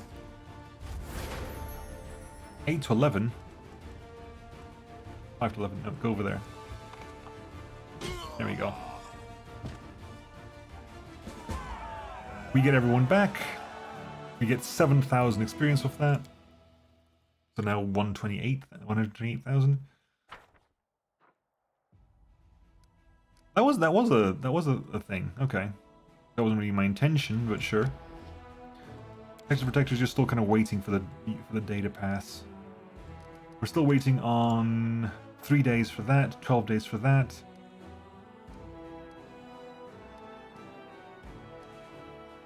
Who's currently busy?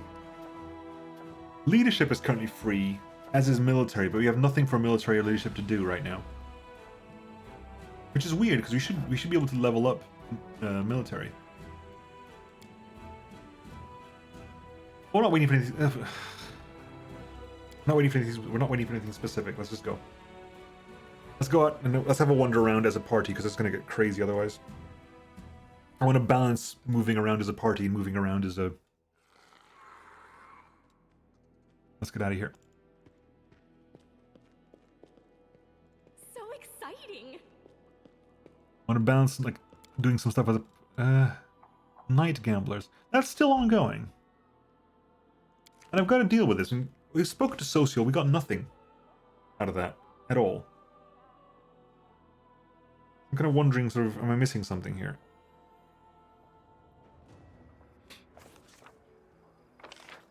Yeah, where's Social? Oh, Social's gone away. It's currently nighttime. It's currently nighttime. Captain Odan's over there. Let's have a quick chat with you, then we'll go talk to Social. Odan. Blah blah blah, you did that. Responsibilities for that. You've had encounters with Koram Zadeh before, haven't you? Only in the halls of my mind. Back when I was a young lieutenant dreaming of the title of Crusade Commander. And who among us hasn't dreamed of being in your shoes, Commander? At least for a little while. I knew I would one day meet him on the battlefield. I'm sure there are more powerful demons in the world wound, but in this war where entire armies fight for victory rather than individual warriors, he is Mendev's greatest enemy. I have studied countless reports on battles against him, played out countless of his heroic battles in my head, trying to spot his mistakes. I did spot a few, or so I hoped, but I never had the chance to put it to the test. I moved up in rank knowing that the day when we would come face to face was drawing ever closer. The most important day of my life.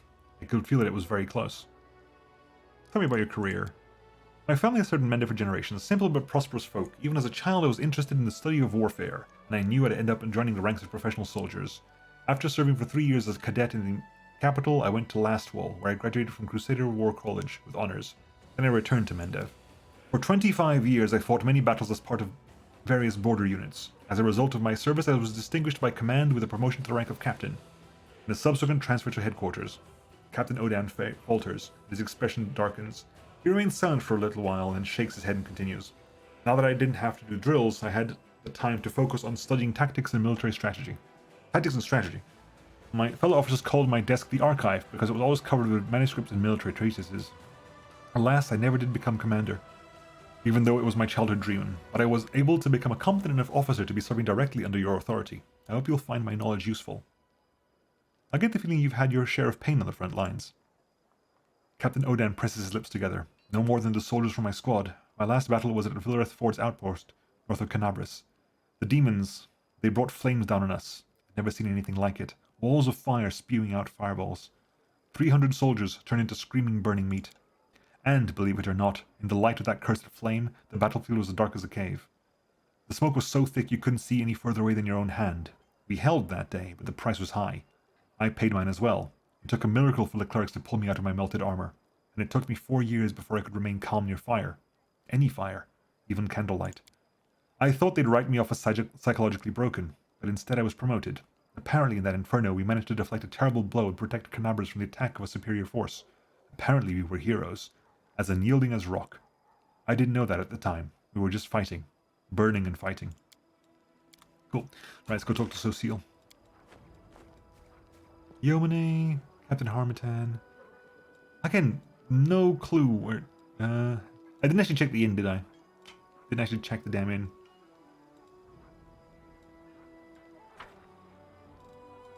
There trouble?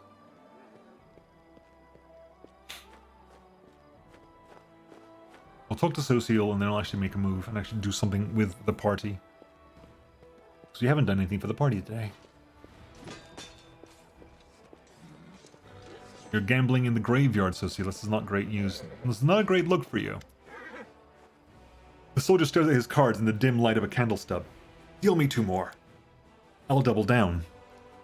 The coins clink as they land in the barrel. Deal me another one. What? Another one? Are you bluffing, you little shit? Wait until we lay down our cards and you'll see if I'm bluffing. You don't immediately recognize Sociel's voice. In battle, he is quiet and composed, but now you can hear furious, passionate excitement in his words. Fine, you scumbag. I call. Deal me another as well. Excitement and passion and tension seem to hang over the improvised table. It feels like lightning is about to strike. Have your fun. Damn, I'm out. The soldier angrily throws his card in the barrel. Go on, show us what you got. Read them and weep. Sociel reveals his card with a gloating laugh. Nothing but junk. I knew it. You holier-than-thou types can't bluff. I was, and you fell for it. With this, Sociel slams a card on each of the soldier's shoulders like epaulets and places the rest of the cards on top of his opponent's head. Now you've done it, you... The soldier grabs Sociel by the collar, and the cleric immediately raises his fist as if he expected it. At this point, one of the other players spots you in the shadows. Hey, there's someone there. We've been caught. The jig's up. Let's bail. The candle stub is snuffed out, the cards are scattered into the mud. After a moment, only the embarrassed Sociel remains. What are you doing here? His voice no longer holds excitement. We did nothing wrong. Well, tempers flared a bit, but that usually doesn't happen, I swear it. I was worried you got yourself into trouble. Thank you. I'm touched, really, but I'm perfectly fine. I was just making sure no one else got into trouble. I know you would never lie to me, so I think you must be lying to yourself. You didn't come here to minister to the soldiers. Why else would I have come here then? To win a copper or two? You provoked that soldier. You were practically begging for a fight. I was? No, you misunderstood. That was... Sociel searches for the right words to explain himself, but grows dejected and lowers his eyes. You're right. Shame on me. I provoked the fight. I behaved unacceptably. Forgive me, Shaylin. Don't be foolish. You're mortal. So random thought. What is better? I have not had a lot of frozen custard in my life. Honestly, I can't actually answer that question that well. I've not had a lot of frozen custard or frozen yogurt for that matter, so I can't really say. I'm happy. I'd be happy to try it, but it's never really come up. I like ice cream. That makes a difference. I enjoy ice cream very much. I enjoy ice cream so much that I have a rule. My rule is I only ever eat coffee ice cream because it is my favorite ice cream, and it stops me from eating ice cream that I would otherwise having crazy.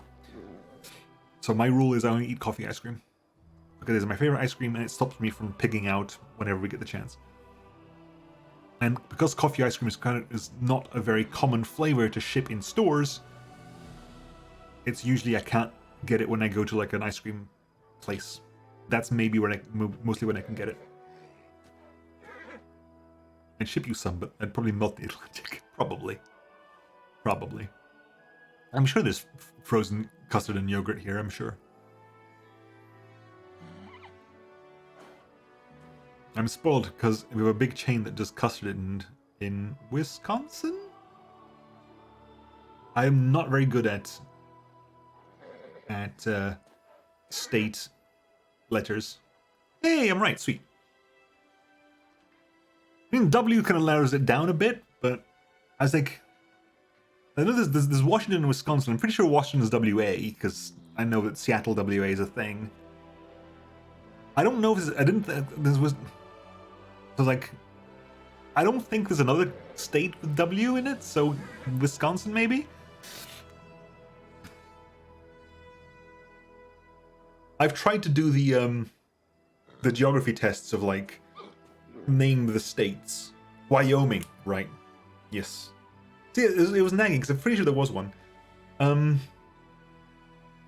tried Frozen Yolk once, it did not hit with me, so it would say scream, everyone screams, I scream, yeah.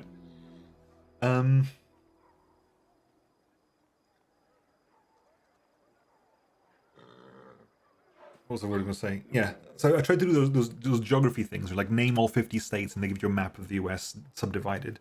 Like I can do like the quote unquote famous states, you know, California, sure, Washington, Alaska, Hawaii, Texas, Florida, Oklahoma, because it's like a saucepan.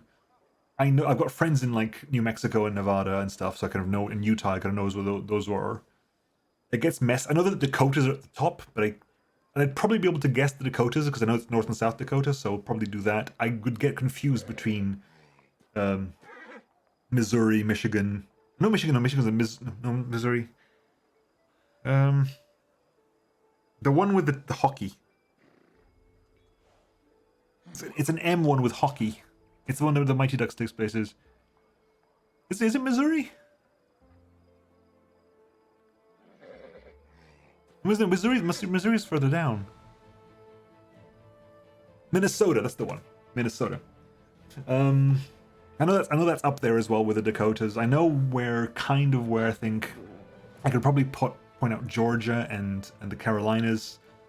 Virginia, West Virginia, probably be doing okay with that. New York, New Jersey, Philadelphia, probably okay with that. New England, Rhode Island, of course. New England would get messy. I can probably put out Maine because I know roughly where Maine is. Illinois, I'd probably be okay with. The middle would get messy though. The middle would get very messy. I like for frozen custard. Imagine soft serve ice cream, but a lot richer and somehow smoother. I mean, is it literally just custard but frozen? Because I could definitely appreciate that. Hey, don't be foolish. You're mortal. You're just like the rest of us. You're not some all-powerful deity of mercy. You need to have time to relax like the rest of us. Please be honest with yourself. After long silence, social nods. Thank you. It's all jumbled up in my mind. This war and the horrors it holds. Our soldiers and what they tell me in their confessions. My own responsibilities. Lines from Holy Scripture. In the midst of all this, it's easy to forget I have my own needs and desires. Thank you for reminding me. The cleric picks up the dirty playing card and throws it in his fingers. I will not come here again. Please don't forbid these games. Things here are mostly civil, I swear, aside from the rare heated argument. I'll be honest, I'll miss playing cards. That excitement when you have almost no chance of winning and the risk is high, even though the stakes aren't life or death, just a handful of coppers. But I'll try to find a less destructive outlet. Perhaps I'll speak to Erebeth and ask her to play chess with me. I wonder what will come of it. Social smiles. Thank you for helping me clear my mind. Good night. Cool. The boar is still there, though.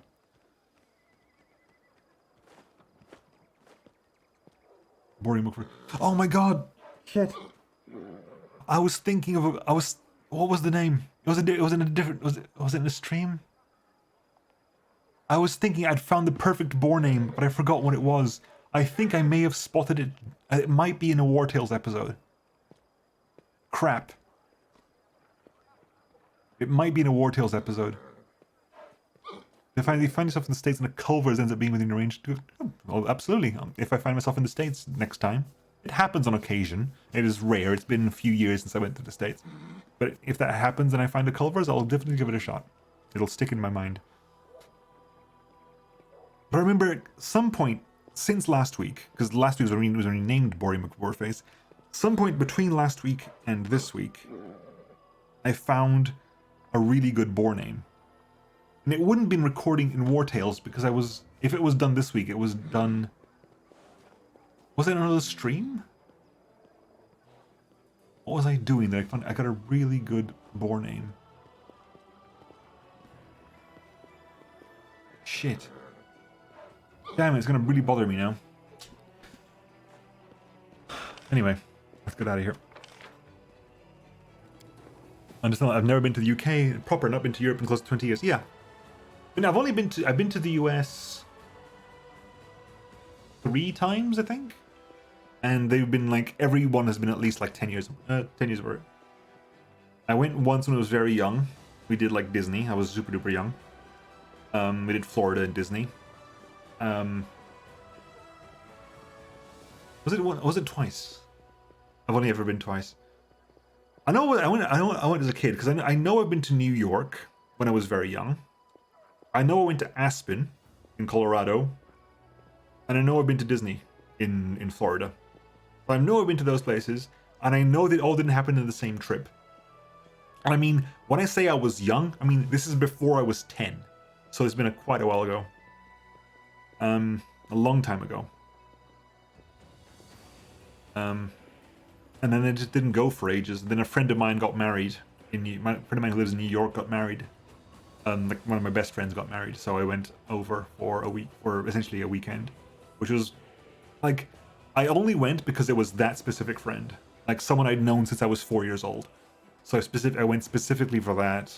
It was a lovely weekend, but it was a very rushed weekend because I literally arrived on I think I arrived on Thursday. I arrived on Thursday night. I arrived on Thursday. I arrived on Thursday night because it was a day flight. Slept. Then Friday was the day. I think it was a Saturday wedding. I think it was a Saturday wedding. Was it a Friday wedding? I know that basically I arrived and then was like a bit of time. No, it was a Saturday wedding because I arrived on Thursday. Then there was like a day of doing stuff before the wedding. Then there was a wedding, I think, on a Saturday. And then I had to fly back on the Sunday night because I had to be here Monday morning. I deferred a couple things. I had to be back on Monday morning. That doesn't work because the time zones don't work out. Was the flight over there ever? Was the flight over there a night flight and the flight back a day flight? No, it definitely arrived on Monday morning. It's been too long to think about. But yeah, that was the last time I went to the US. That was a couple of years before COVID. So it's been like maybe 5 years since I've been to the US. And that was only like literally New York and back out again.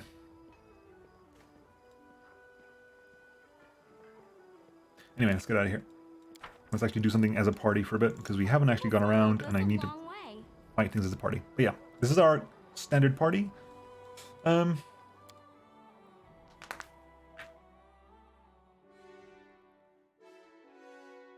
think if we bring the entire other group, that also works. That also works.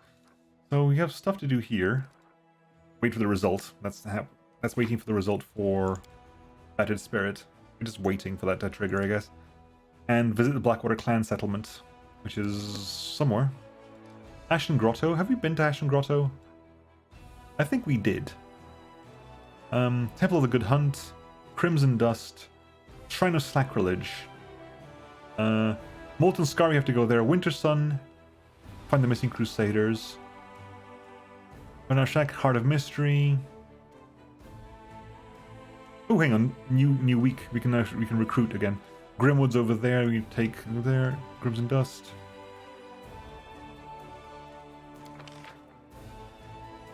Oh, thank God. Okay. Is there anything on this side? Burn down Shack.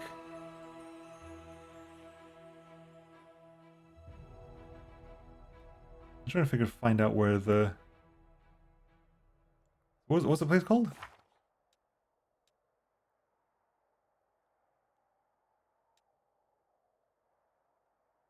Okay, so we don't actually know what... It's not actually called Blackwater. Heart of Mystery, it's not Heart of Mystery, it's not Burn Down Shack. Blackwater. It is actually called Blackwater. Okay, so it's over there as well. So we've been to the Ashen Grotto, because we killed off the... We killed off the ogres or whatever the word was inside there. Okay, we have done that. So let us head towards Crimson Dust as best we can. 19 hours of travel. We'll have to get there the next day, I think. Random encounter. Let's fight, because I haven't actually fought in a while.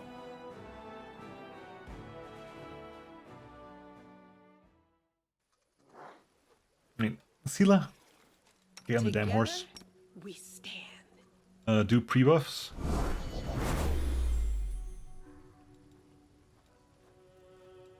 What have we got? Oh, yes, what? Magic missile. Take.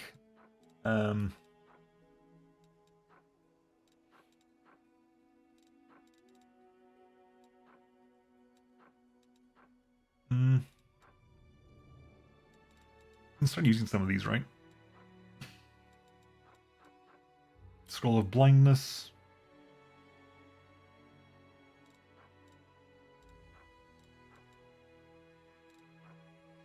Your piercing, why not? No one else is going to use it anyway. Oh, hang on. Wait, really? Is that a single method we're going to deal with? With grace? Oh, hello. What the hell are you when you're at home? Gibralith.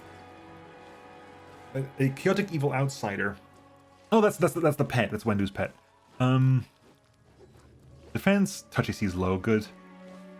Immunity to critical hits and precision damage. Stinking Cloud's fine, you can enjoy that. Memo to me, if I ever get a genie with a selfish wish restriction, wish for teleportation gate tech, that way we can all hang out on short notice. I mean, that would be cool. That'd be sweet. Teleportation is one of the powers, like if you could have any power you wanted, that's one of the ones I would actually want to have. So we've got anything special down here. Amorphous means you're immune to sneak attacks and precision attacks, okay. Which is relevant for, I think, Wendu. But Wendu still does damage, it's not too bad. Waves of fatigue, that is unfortunate, but we can get rid of that with that. Tumors. As a swift action, Gibralith can rip a grape-sized fruit or tumor from in its arms and throw it as a splash weapon with a range increment of 20 feet. A direct hit deals damage. A successful creature can avoid the splash damage. Okay, so it's not actually doing, it's just an AoE. It's not actually doing... I was thinking tumors were going to do something horrible. You can also trip. With Stinking Cloud, we can ignore Stinking Cloud because we got the thing over there. Waves of fatigue, right. I mean, this is going to be a straight up fight. We can't talk about anything here. So we're just going to straight up fight you. In that case, No time for idling. we need to get some points anyway. So we'll do that. Do that. We got a singular point, but this is going to be a maximized, empowered blue flame blast at long range. Enjoy.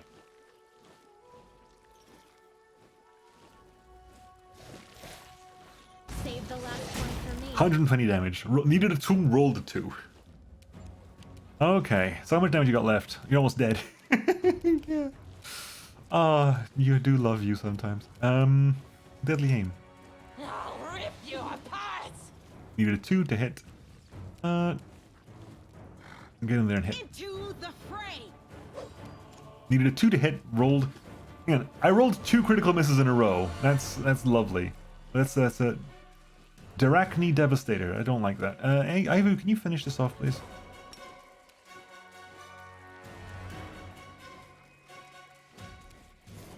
Nenio. Can you get a kill on the... No. He's gonna move up a bit. Move up a smidge. And honestly, cast haste.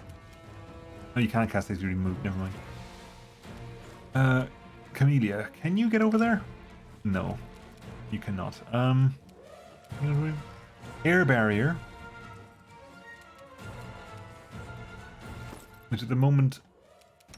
You've got armor anyway, so... But you could go air barrier. I'm gonna move fear, enlarge person, bark skin, thorn body. So you're gonna use that and just move forward.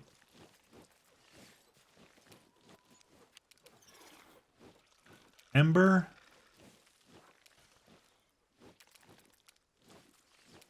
Get a good fireball out. You can get a good fireball out. So okay, what do you do when you're at home? Hang on. Dark Flicker means a +2 bonus to AC and a +4 to all ability scores. It's an abyssal radiation effect. Saving throw DC of its spells and abilities is increased by 2. You're immune to electricity and poison. You've got drone. And you've got a couple of attacks. Other than that, you're actually less threatening than I would have thought. You hit harder. You're less harder. You're harder to hit. But we can just do this, I think. Gibralith dies immediately. I just thought I saw that and I thought Caco Demon. It's like that's a Caco Demon. We get axe away. You, however, are not invulnerable to sneak attacks. Right. Move up to here. You can't do that, right? That won't do, but you can get rid of that and do that, so blast you. 99 damage. Drone? I think we're outside of range of drone. And the Yomane. The light take you. Okay, and Aivu? Let's remove that. It gets annoying sometimes. Aivu. Oh, hi. Grown Nabasu. Send us some beeswax. Can you get out of range? Move over there. Right. Nenio just kills an Abasu outright. Oh, so good. So good. Beautiful. Oh my god. Your SR is exactly the modifier. It's literally impossible. And you cannot fail that resistance check. And that was, the rolls were...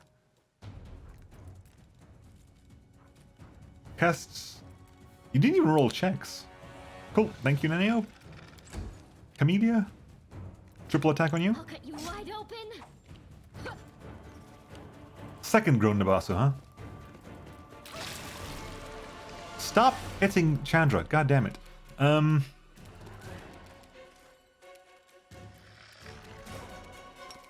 Flame them again. That kills you. You are stepping and take steps back and just lob them. No match for me. 7, 9, 7, 14. Hey, let's do something really scary. That's basically what happens. Now you can blast that. Actually, no, we still need to earn our. We still need to earn our points here. So you need to be 148 damage.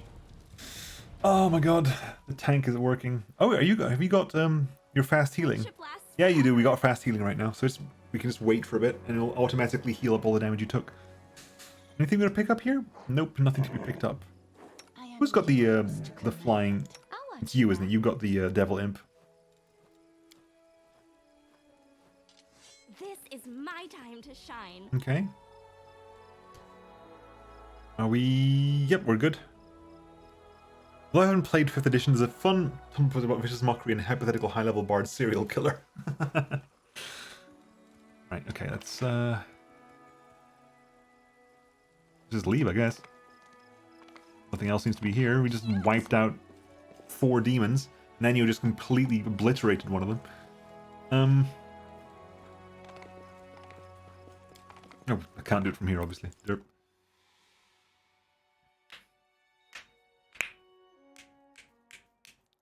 One quick. I'm not necessarily going to rest. Let's make sure everyone's in the right positions. They are. Good. Right, let's keep going. I'm assuming we have to go this way, because we haven't seen a way from here to go that way, so we'll head this way. Even the withered grass in the whirlwind doesn't grow here. The heat bleached the rocks and made the dead trees shrivel. The only moisture to quench the thirst of the wasteland is the blood of mortals, as indicated by the scattered bones and scraps of rotting flesh, more than plentiful here. Ooh. Not a random encounter.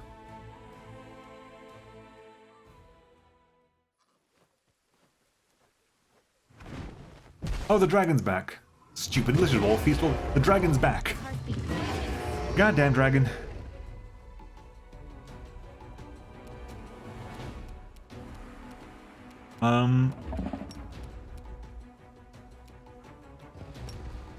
Displacement on yourself. Move up. Aivu.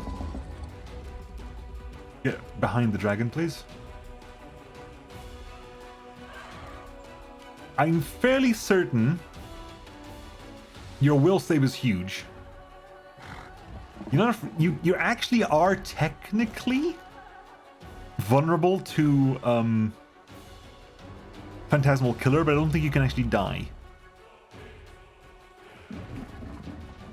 Because the entire point of this is that you are... Okay, we're gonna move over...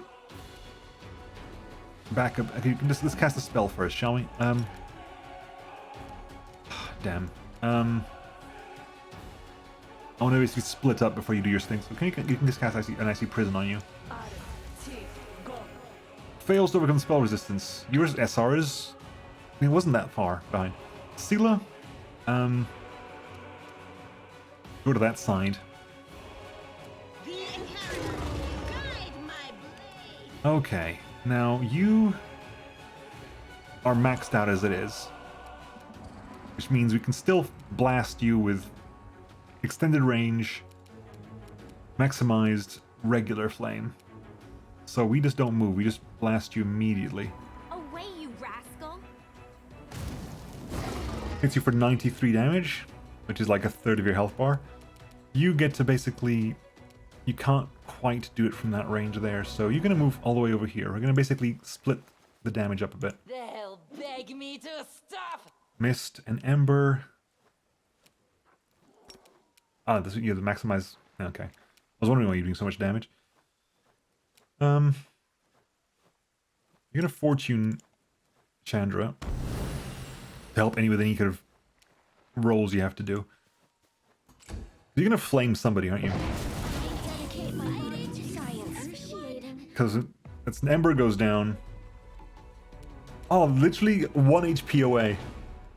And you also did displacement on yourself, which is going to be unfortunate. It's very inconvenient.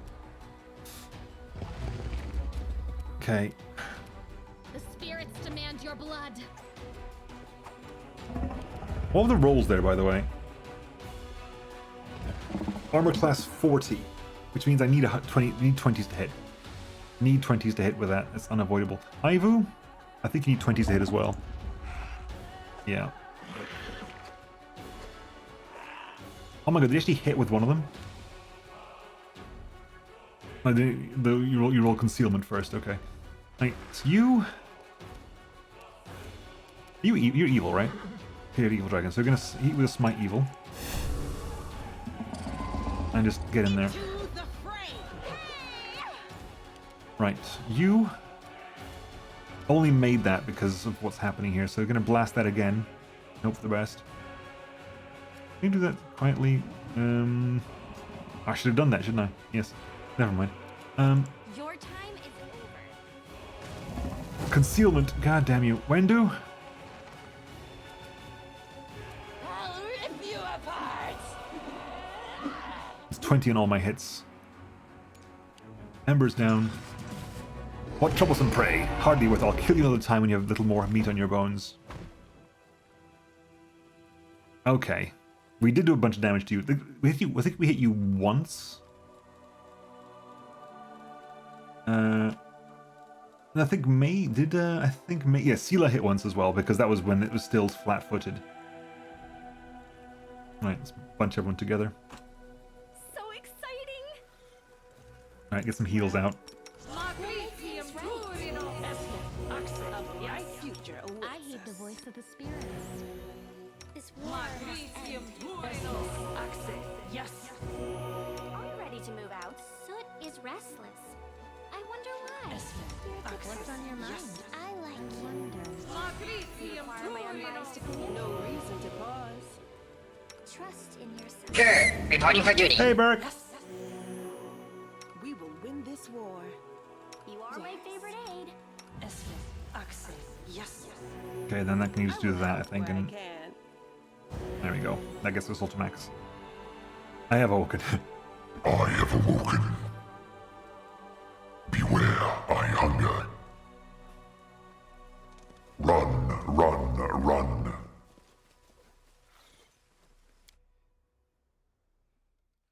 Points if you get the reference.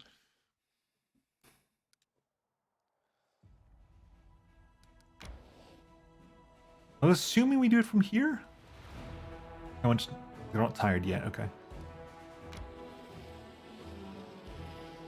And then he was in okay, we're mostly tired.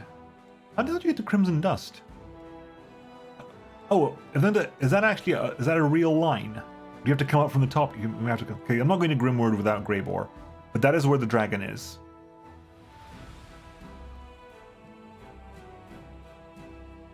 Or we just take Greybore there now. We have to rest anyway. Recruit, crusade stuff. We have to rest anyway. I think it's a day to replace party members. Takes 2 days and 7 hours to continue. Okay, in which case we'll do that. We will do that. But let's do this stuff first then. At first thought we were going for Dreadnought at first, but then it turned much more sinister. Exactly. I am sinister. Beware, I hunger. I have awoken. So what's happened here? The development of the wars, we can increase, they who do not seek to know their enemy and fail to forge new paths to victory will inevitably fail the path. The secret of success lies in offers a steadfast focus on strategy and the ability to learn from past experiences. Okay, right. So, what do we got here? Events. The runaway. It has been revealed that one of the Crusaders is a criminal on the run. 1 year ago, that knight murdered a noble in Erosian and escaped justice. The killer repented and joined the Crusader army to atone for his sin, but the daughter of the murdered aristocrat wants vengeance and requests the criminal be arrested and tried. Because I'm not a demon, I can't do whatever this is. So we can try the knight, which is lawful, and we get 3,000 finance points. We can take them under protection, which increases morale by 15, and is chaotic, but our morale is maxed as it is anyway. So that gains us nothing. Give the vengeful noble the murderer's head, which is evil and provides us with a family heirloom, which is an unholy flail plus 4. Fuck me.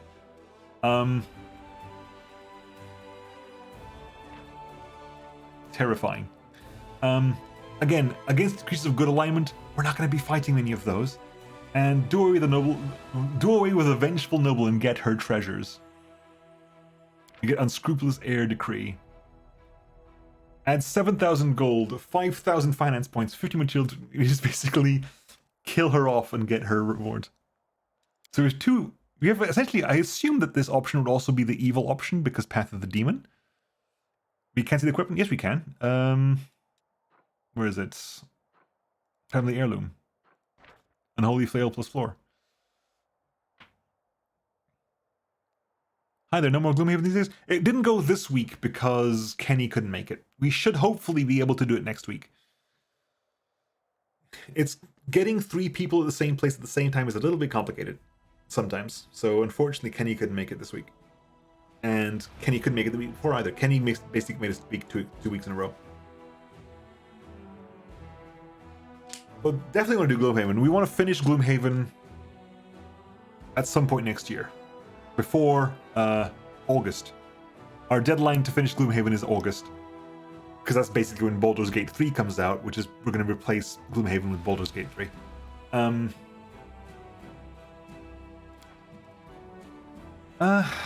Again, that is interesting, but it gives us morale, and morale is capped, which is unfortunate. I mean, it's kind of sad that morale gets capped like that. That's a long time. It is, but we only play once a week, so who knows. I'm only doing one of these 2. This gives us a financial reward. This gives us... It kind of sucks because there is literally no benefit of doing that. Do I have a character? My character... Anyway. Or do I save this? Can I just save this until I take a morale hit elsewhere? Do something else for morale hit and then use this as a way to get morale back? Does that keep forever? Because I can therefore not use it and keep it as a instant plus 50 morale should I lose morale elsewhere. Doesn't seem to be any kind of time limit on this. Okay, the decrees, that's still ticking. Strength and diplomatic, yeah, so that's... Okay, so this is basically diplomacy being increased there. Military council being increased there. Yeah, 1 day to solve it, so I'll do that as well. Everything else is fine. Look at the map real fast. Okay, let's make sure. Hang on. How are you doing? You are all built. Supply centers. All my supply centers are up, and my garrisons are up, which means that we're at plus 79 per day. Really? Damn. That's good. That's very, very good. Okay, let's go for the actual campaign stuff. So, in the town at the moment, we have champions. We can hire champions and spearmen like this. What's this? These are conscripts. Oh! Okay, that's kind of cool. We got the chance to make... Hey, we couldn't get a chance to make spearmen. Spearman wasn't an option. I'm assuming that spearman was also an option for the infantryman.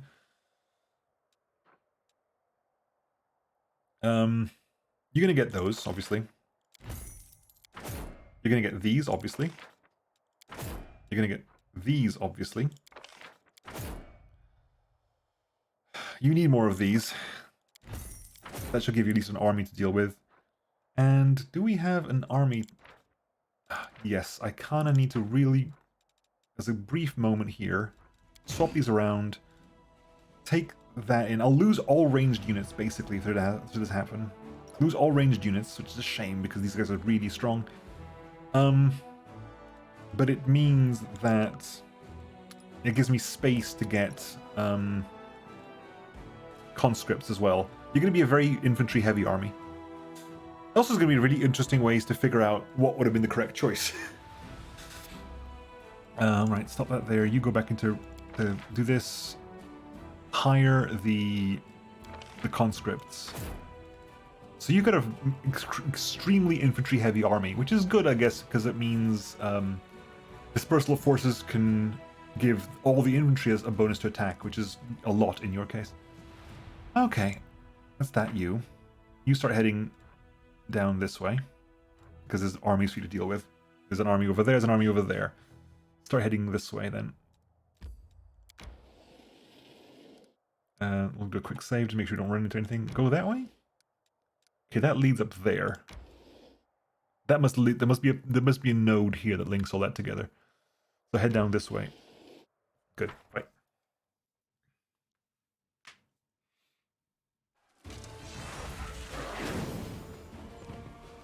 Okay, rock. So we have you first. You've already had an action, so kind of want to get it 0 to 1. Okay, does 0 damage. Swarm moves up there. Right, immediately go for Dispersal of Forces Infantry. All infantry get a plus 2, essentially, to bonus attack and saving throws. That affects all of you. Okay, so these are the spearmen who have more hit points than. Again, this is another straight up increases. If these were infantry unit, they're infantry. So I'm assuming I must have missed something. Yeah, go in there, spear them. Oh, morale up. In that case, we all get to get a turn. So you're going to go over there and start attacking the Vescivore Swarm.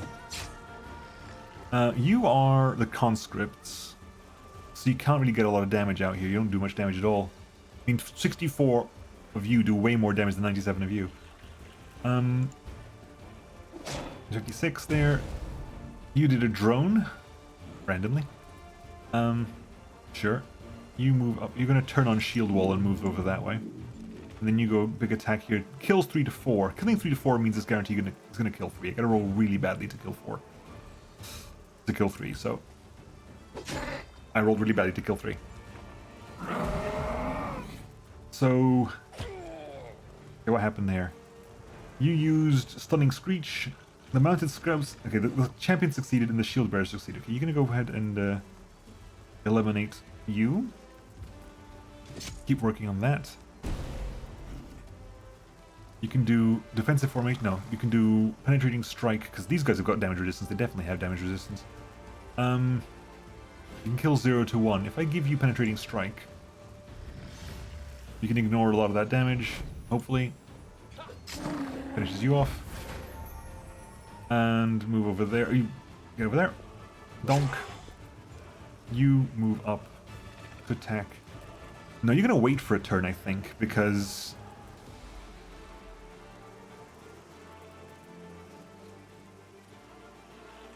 there's no point in waiting, because you're only gonna go. Yeah, go over there. Deal with this bunch. Wipes you out. Morale up.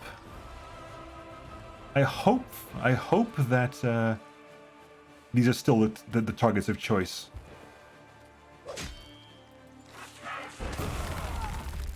Not too bad. That could have been a lot worse. Go over there. Go over here. 0 to 1. Hey, looks guy. And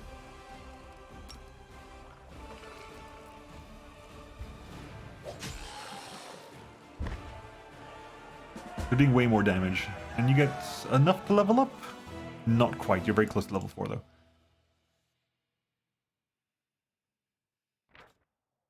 Defeating the horde of flying monsters swooping from the sky, many crusaders got thinking that the battle tactics they know are not always suited to demon confrontation. With every new battle, the army gains invaluable experience, and soldiers are eager to learn, for their lives depend on it. Oh, extra experience. Nice, which means you did actually level up. You leveled up twice? No, you didn't level up twice. You're yeah, right. What are you gonna get here? Charge formation. All the units gain a +3 bonus to speed and a -2 penalty to AC. Which means you can get speed. You could get speed to your. Okay, attack formation. Oh, okay. Interesting.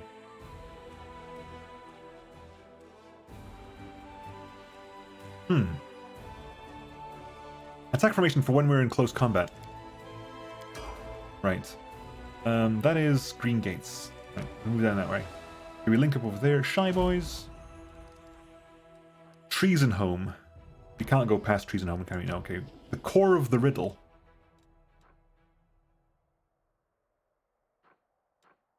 That is the molten scar. We need to go down there as well. Okay, push this way. Okay, so we can't actually get up there at all via this side. Move over that way.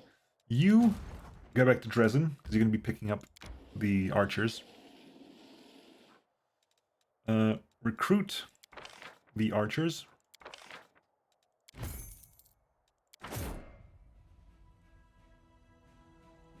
And you start making your way back to them. Army 1, you're doing nothing really special. So what you could do is recruit stuff. You could recruit more of these champions, I think. They're expensive, but hey, they'll work out well for us. How much are we getting per day? We're getting 2,100 per day. 2,200 per day. Because you're going to be able to donate that one to the Texas Protectors. Okay, we're done there, we're done there, we're done there. You need to skip back to you. You need resting, don't you? You don't really need resting right now, but you could do with resting. Let's rest you now. It's 2 days for us to... It's 2 days for us to... Ha! So you're not a human, you're a kitsune. You deceived everyone, well played.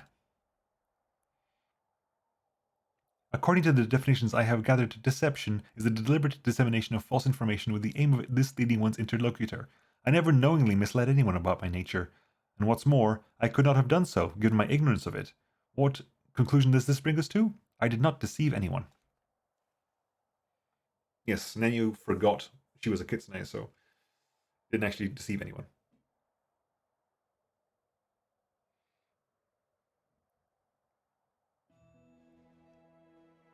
I don't think there's any reason to be in human shape. Okay, time passed 8 hours. We got a fish on a stick. No incidents there, good. Which means you're ready to go to Grimward. Which means I kind of do want to... Okay, you're all rested. You're all rested, that's fine. Which means I quickly have to switch back to you, because you've got... You haven't got your movement points back yet. Which means you are going to go for a change. We're going to drop Sela for Greybore, because we're about to deal with the dragons, so that took 2 days, which means you're active to do stuff here on this side. The fate of the crest of the Fall Knight is done. Rank up. Logistics reform isn't ready. Events, okay, way more events. The fate of the crest of the Fallen Knight. Whether the fallen knight Melander Linz was a tragic hero or a sinful traitor, he was certainly a powerful wizard, and part of his magical force is still enclosed in his emblem. By placing it on an item, masters can set this magic free and use it for good, or for evil.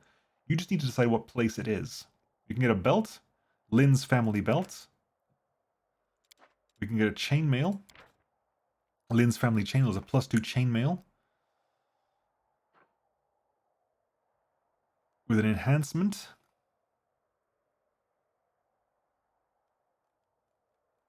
Okay. Or we can get a short sword, which no one can really use. Lin's family short sword Is this a +2 short sword? I don't know.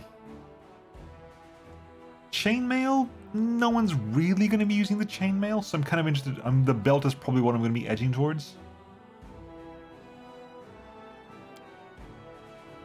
Hopefully we can...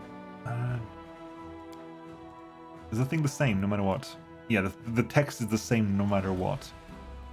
So I have no idea what's going to happen to this thing, so we'll make it a belt, though. The belt itself will do nothing. We'll have to basically re-improve it again. But I haven't got a use for +2 chainmail or a +2 short sword, so belt it is. An odd supplicant. Some strange drunkard is claiming that the commander is obliged, yes, obliged to grant him an audience, and the commander is in the study. By on the order of persons unknown, a crowd of servants have dragged an object into the commander's. Okay, I need to be back for that one. The runaway is still there, but we haven't got a use to do it. Decrees. Religious feast. We can improve other things. We can enchant the symbol of Unholy Rovagug for 5 days. We can increase our diplomatic. Yeah, we can do that as well. And the leadership is still available, right? Yeah, leadership is still available. And leadership and logistics still available. Oh yeah, because we're still waiting for the damn thing to trigger, aren't we? We're still waiting for the logistics thing to proc. I think we did that already. Are we? Hang on. No, studying Solar Valley. You're busy for 8 days. Okay. Yeah, so you two are triggering. So what's currently available is military is currently available, as is leadership, but they've got nothing for them to do right now. So campaign map, you've all got stuff to do. So, where are you at, protectors? 5. I mean, you can go deal with these armors now, maybe. You go over there and explore this little gap here.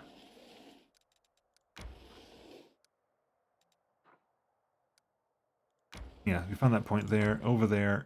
Tomorrow you're going to be heading that direction.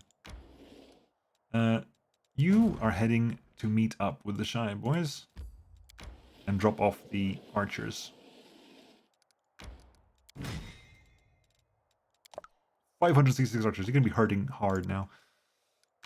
Okay, you start heading back as well. The Shy Boys move a little bit further forward. Okay, they're all done over there. Back to the actual party. And we'll see about this dragon then. So let's think about you first a second. What have you got here? What have you got? We have Daeron's gift, an exquisite pendant shaped like a key. If you look like the key from a specific angle, the pattern of its engravings forms the first letter of your name. Can be equipped on the neck. And the belt that does nothing either.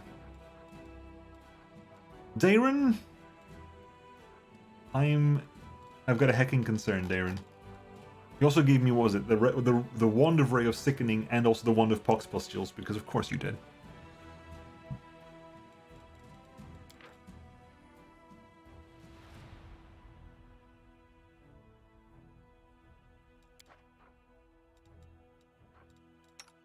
You are really under-equipped, buddy. Like, really badly under-equipped. Hopefully we'll find a way to get some equipment in this moment. But let's head to Grimwood. Let's see about this damn dragon. No one else can hurt the dragon, really. Other than Chandra. What again? What am I... Can I check? I can't. Can I do buff spells from here? I can't check it from here, damn.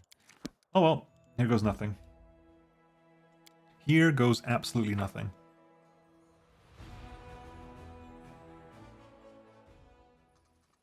Okay, now I can check. Buff setup. Because you're not here, so can I cast everything that's... Is there anything problematic that I cannot cast? You can cast 3 of those. Okay, so under short, you do you, and you get your displacements. That's under short. Green visibility, that's fine. Guidance is okay. I mean, you got one of these, right? That lasts for what? That lasts for a minute. That's also under short, but might as well do that. Breakable Heart and Bless. You can cast Bless. Oh my god, you can actually cast Bless. Holy hellfire, you can cast Bless. How many Death Wards? We have 10 Death Wards. I mean, we have 10 Death Wards? Oh yeah, you can cast Death Ward 10 times. Okay. Death Ward doesn't seem to be relevant for a dragon. But okay. So we'll do a get on the damn horse. Rely on me. Right, do a long form buff. All the mage armors were cast on the respective people they need to be cast on.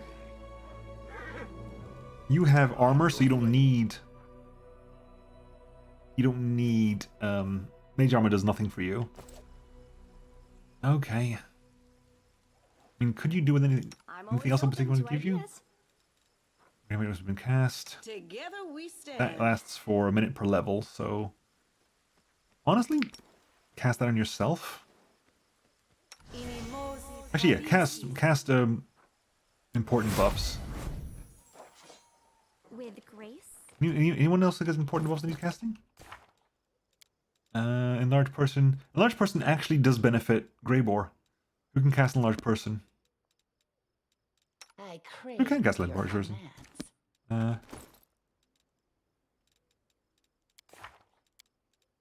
12. And you can cast enlarged person? This war must Since end. when?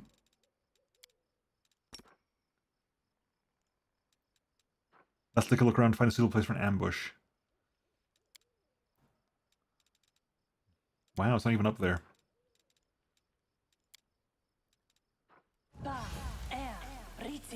Because you're actually a strength user, so... There you go. Right.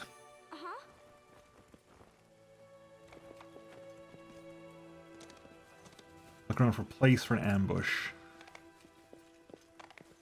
Let's explore around, see if we can This is find my anything. time to shine.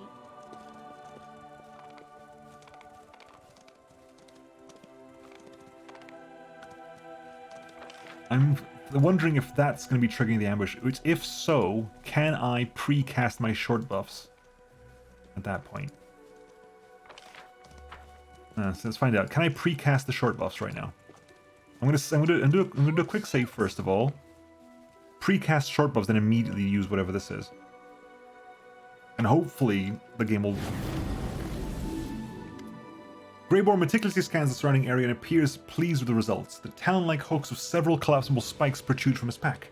The dwarf produces a small, tightly wrapped bundle from his pocket, and its pungent smell fills your nostrils. Come over here. This is where we'll set up an ambush for the dragon. Let's light as many fires as we can, so she thinks there's a whole caravan staying here overnight. You can be sure she won't resist such easy prey. I do know there are some mean, angry dragons around. Some of them even eat the small, nice ones. Or so I heard. Anyway, I will fight like a beast, and I'll even growl like one too. This wicked old dragon won't eat me. What is that stench? It's frog's eye, some herb from Magnimar used as a seasoning by the Varisians. I'm not sure they can even eat anything without it. The heat of the fire will cause the smell to rise up in the air, where the wind will carry it far and wide. The dragon will surely catch our scent and take interest.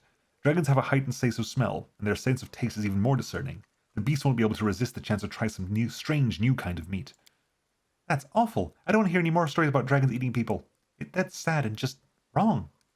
How do you plan to lure the dragon here? We will act like a group of careless foragers, ordinary hunters looking for some wild game and provision the Crusader army. Let's go out hunting, and then we'll hang the crosses up to hooks to clean and gut them. When the dragon catches the scent of blood and sees the fires, she'll think we're inexperienced nobodies. After all, no skilled hunting party could draw so much attention to themselves. Easy prey, you see. Then when she swoops down upon us, we'll pounce on her instead. Let's get started. The dwarf nods his approval. He is calm and composed as he readies himself for battle, but his eyes shine with excitement. This is going to be a fine ambush. We go straight into combat. I wonder if we go straight into combat. I can see her, Commander. Get ready to fight. Sound the alarm.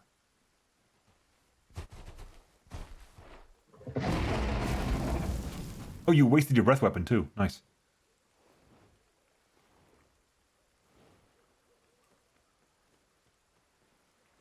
Run! Before these things run out.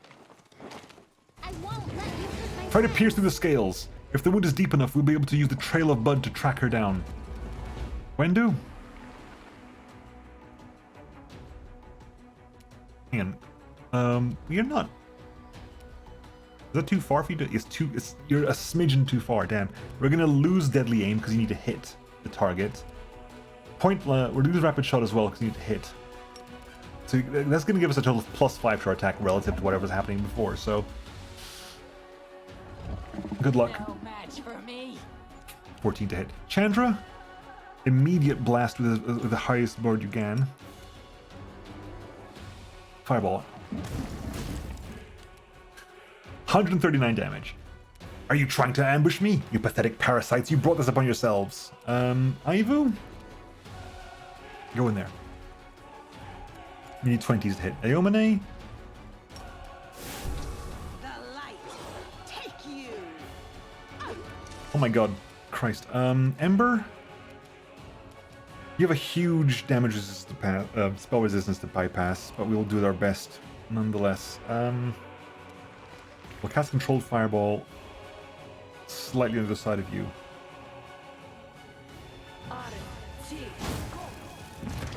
Spell resistance problems. Figure that much. You can swift target. Do that. And then you can charge in. Have you got anything else you can do? Nope. You're literally doing that. Okay, charge in. 14 to hit. Nenio. Move over here. Cast. How much is it lasting on these on the fast buffs, by the way? The fast buffs have what left over? Ambush. We're getting a +8 bonus on initiative rolls and a +8 saving throws against fear. Okay. That's lasting for 9 minutes. That's lasting for 47 seconds. Okay, that did actually work out for us. Is that gonna get everyone? That gets everyone. We were hasted. We were already hasted. And that... You just used the damn thing. How dare you?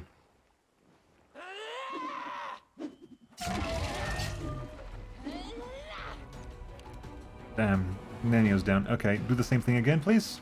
You offend me. Rolling a 1. I keep rolling a goddamn 1. No, lay your hands on yourself. Which is that one. And then just swing in. The inheritor. You'll get this. I remember you and we will beat again, I promise. Well done. The wound is deep, so she'll lose a lot of blood after her. Track down the dragon. First of all, let's get some heals in, because ouch.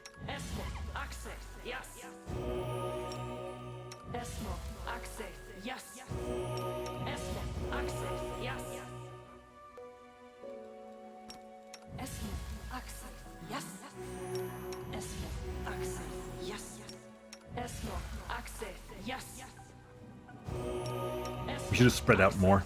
Drinks in the meantime? Yeah.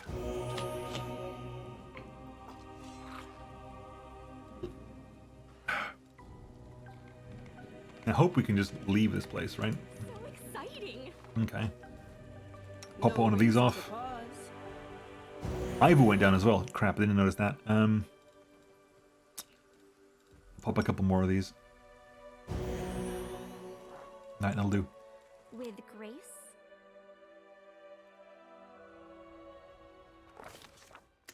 The ground is covered in fresh dragon blood and deep claw marks. The winged silhouette soars high into the night sky and heads east, doubtless toward her lair. The assassin gives the commander a thumbs up and throws his pack over his shoulder. The ambush was a success.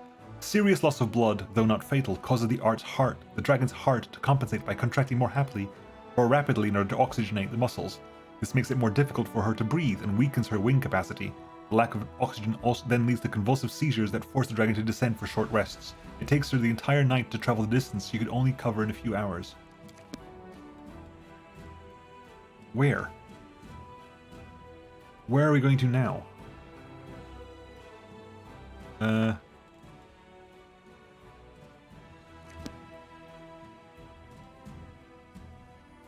we know where?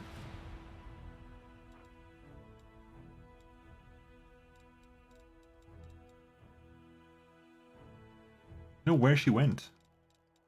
There's no here maybe? A point there? Possibly. It was east, right? She was heading east?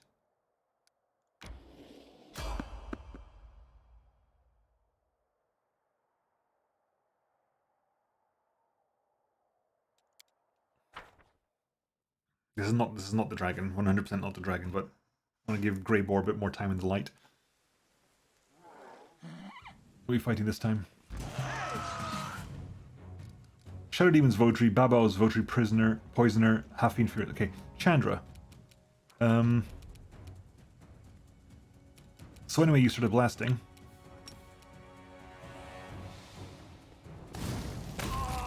Good night. Wendu. Move a bit closer. Of course, you can't hit anyone from there. Turn those on. Grey Boar.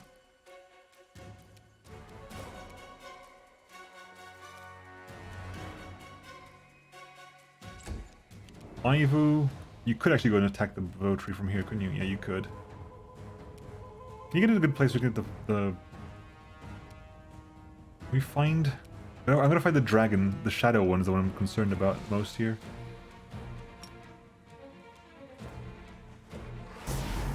Wondering if they're invisible or something.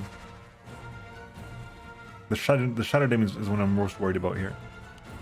The Furious Minotaur is over there. Hi. Okay, Nenio.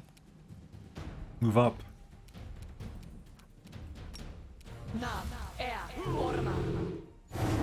Yeah, you are the one I'm concerned about. Yomine.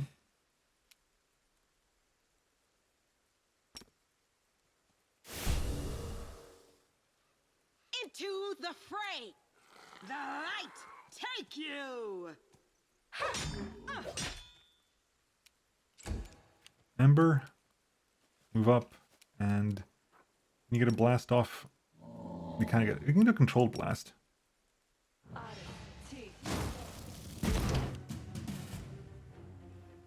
This does damage to people over there. Chandra, now that you're maxed out, you need to be able to do that, but... Blast. 93 damage to your face. I'll rip you apart! Grey Boar. That was my bad. Aivu.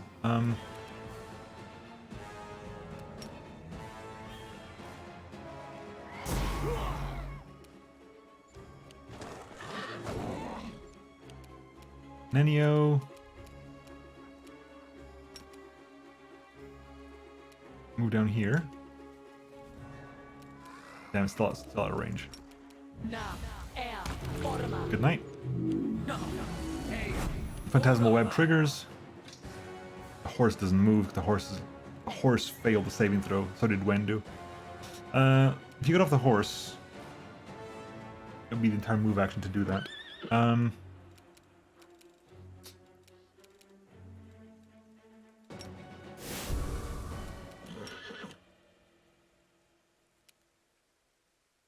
The Inheritor, guide my blade! Ember. Move up. And fireball over there. Chandra, just move up. Go this far. Can you get a range there? You could. If I turn that off, that's 3. If I turn these off, you can cast that normal. That'll be fine, whatever.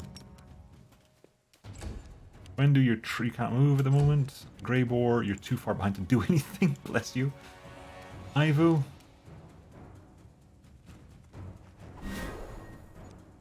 Nenio. Nice try. Phantasmal Killers.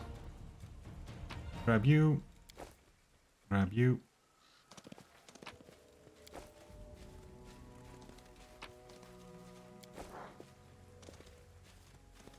Alright, okay. Get over here.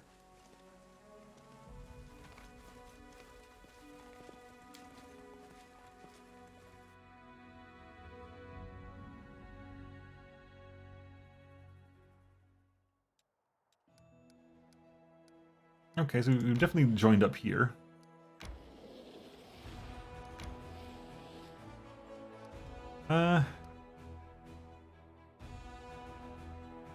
Can't go up there, can we? That's the end of the line. Where the hell did the dragon go?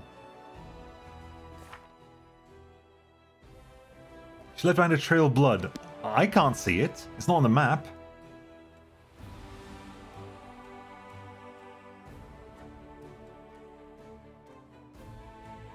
Am I missing a location here? Ashen Grotto. Bloody... Wow, really? Okay, in that case, teleport to Dresden, please. We'll go there. Might as well go in there, right? Head into Dresden. Can you get there? Can you get there like today?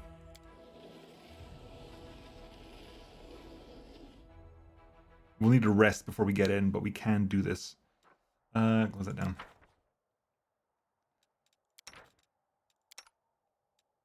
Fish on a, don't do fish on a stick. Do something else instead. Mospotage. Godspeed salad. Plus one to attack rolls for a day. Do that.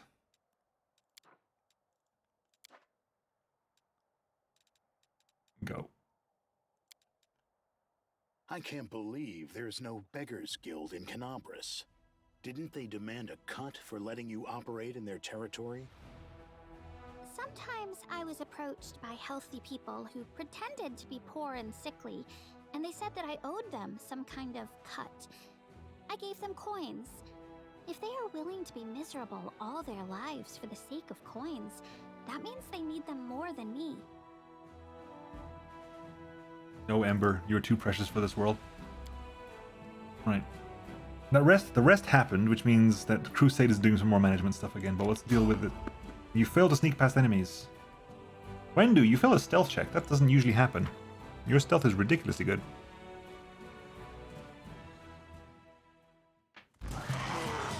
Hi! Oh yes, we definitely failed some checks here. The fuck? Ash Giants. Okay, who's gonna go first? You go first? They'll beg me to stop. This kill is for you. Chandra. Can we obliterate you? Yeah, we need to do a full Monty on you, don't we? Yeah, we need to do a full. Oh, you get a turn. Okay, so do this. You can do that. Full blast. 139 damage. Yomane kinda wants to delay until after Sela, because he needs to get on you. Ivu.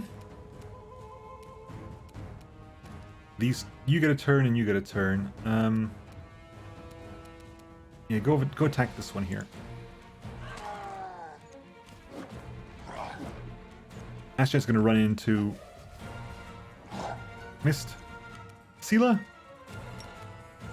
Give him the damn horse, and then Into the fray. hit on you. Good. Greybore, who's next? These two go next.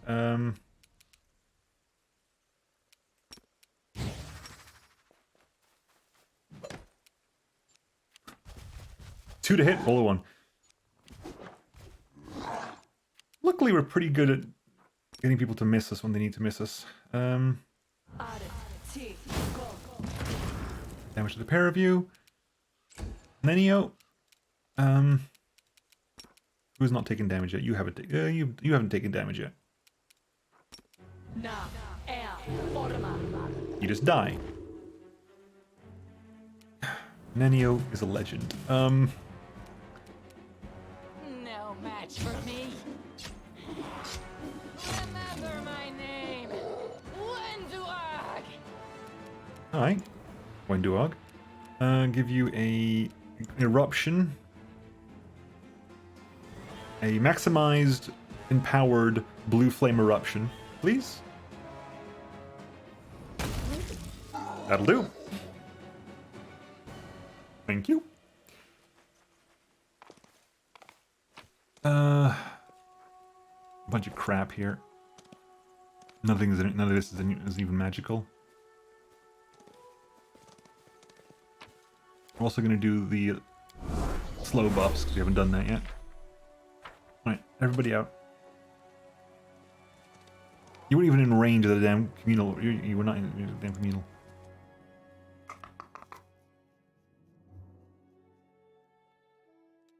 Right. Okay, now that's Shrine of Sacrilege. Alright, let's deal with the dragon then before we end today. We're close to the end now, but let's see if we can deal with this damn dragon before we finish. Dark splotches of dried blood are visible on the ground. Its foul, pungent scent awakens the predatory instinct of the hunt. Everything nearby is splattered in blood, as if a battle took place here, or someone slaughtered a herd of goats. Yet this blood belongs to neither human nor goat. Its sulphurous odor indicates that this is the blood of a rare, fire-breathing dragon. Injured and exhausted, the fleeing dragon stopped here to rest. The commander decides to...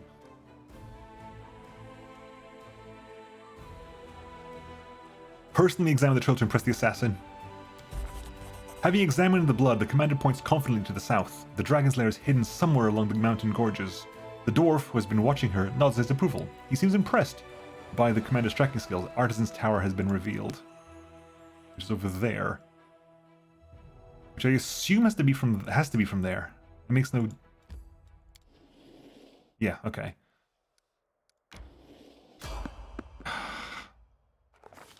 The commander and her followers are traversing the mountains trying to track down the female woundworm that has been wreaking havoc around Dresden. The dwarf leading the party approaches the edge of the cliff and points down to the ruins of a tower built upon the rock 300 feet below. Its very existence raises a number of questions. Who would dare to build a tower here, so close to the demons? Why would they erect it here at the bottom of a canyon? An expert analysis of the tower's structure provides the answers. Numerous features in its design indicate that the building dates back to the golden age of the Aslanti Empire. It is several times older than the World Wound, and was originally constructed on top of a mountain, before the cataclysm changed everything. The tectonic plates shifted, causing the tower to sink to the bottom of a newly formed canyon, and the mountains rose up around it like jaws of a predator ready to snap shut and bury it beneath the rock forever. The ancient ruins have been abandoned for ages, barely visible amidst the steep cliffs. The tower would have remained hidden had the commander's party not discovered it by following the trail of blood. The dwarfs signal that it is time to descend. The alpine path leading to the tower soon splits into two directions. On the left is a rocky ledge, dangerously narrow and visibly unstable. On the right is a broad path, covered in overgrown brambles and thickets. There are many poisonous plants in these mountains, some of which are so dangerous that merely touching them can lead to numerous adverse reactions. These include, but are not limited to, migraines, disorientation, vomiting, hearing and vision loss, paralysis, and even death. The commander assesses the risks and chooses the... We have delay poison. I wonder if it's going to trigger, if it treats that as being active, because we currently have it off. We currently have it active, except for Grey War. Chooses the path. Yeah. The commander decides to take the path to the right, which leads through thick foliage and overgrown bushes. It is most likely full of dangerous vegetation and possibly even carnivorous plants.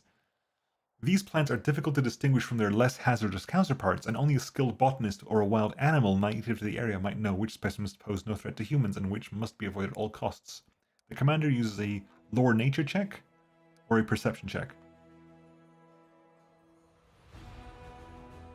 So he either gets to use the most knowledgeable member of the party to lead the way and to recognize poisonous plants, which is a 7 for Wendu, or it's a 4 for me. Or it is the most observant member of the party to lead the others through the thicket by following the tracks left by the local mountain cats. Choose character. I am by far the best at perception here. Of course I roll negatively. Perhaps the local predators are not quite so careful and cunning. The tracks lead the party into a dense thicket of blood-sucking vines. They are entangled by the plant's thin, sticky tendrils. I rolled a what, please? I rolled a 3 and I needed a 4. Nemo luck strikes again, folks. Nemo luck strikes again.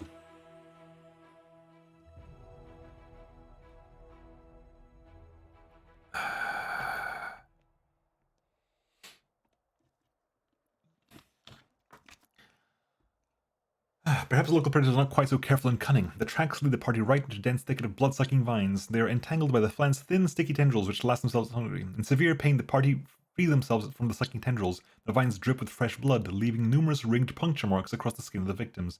The stinging wounds throb as the plant's toxins spread through their veins.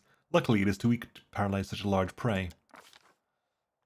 The path comes to an abrupt end. A recent rock slide has destroyed this section of the trail, leaving behind only a few footholds for those brave enough to attempt the crossing. The commander's allies hastily tie themselves together with rope, hoping to prevent a fall if anyone loses their footing. The dwarf silently indicates his mountaineering equipment. If they choose to climb down the mountain cliff, they will be able to get back onto the path and avoid the dangers ahead. The commander picks a roll of 10 for Grey Boar, or a roll of 11 for Grey Boar. Or does the strongest of her companions lead the party's character down the sheer cliff? That's a 19 on you, or a 16 on you. Either way, you are the best one for this, so... Fails the 30. The only party is only halfway through the descent when they hear the sudden crack of a splintering stone. The rope instantly goes taut. Wenduog falls like a stone towards the tower ruins below. Her allies reach out to catch her, and succeed, unfortunately.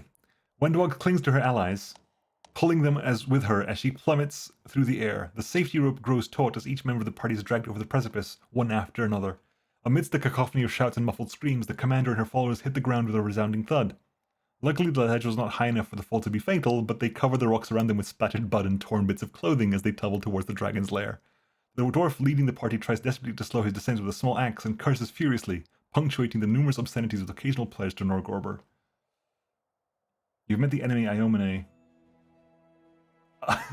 Iomene is classed as an enemy for this puzzle because she... oh god, people got hurt quite badly. Oh god. God damn it. How are we arriving here? How badly is it? We arrive in pain. You tumble down the rocks toward the dragon amidst a cloud of dust and cascading stones. Your breakneck descent distracts the attraction of both the dragon and her prey, an elderly elf who appears to be her latest victim. Greyboar groans as he picks himself off the stone floor, a dour expression on his face. Well, this is a real mess. Norgorber doesn't favor us today. Norgorber is known as the once immortal god of thievery and assassination, as well as the keeper of secrets. He is called the Reaper of the Reputation by some, but he has more insidious titles among worshippers who venerate his other three aspects: Blackfingers, Father Skinsaw, and the Grey Master. He remains an enigma to most, and his true motives are unknown. Many of his own followers remain ignorant of his plans and designs. Norgorber is the only evil god amongst the Ascended. You again? Come to finish me off? Was this old dotard a part of your plan to distract me as well? I will devour you whole, and your deaths will be slow and agonizing, you parasites. You are awfully wicked and mean to my friends. I won't feel sorry for you at all when they teach you a lesson.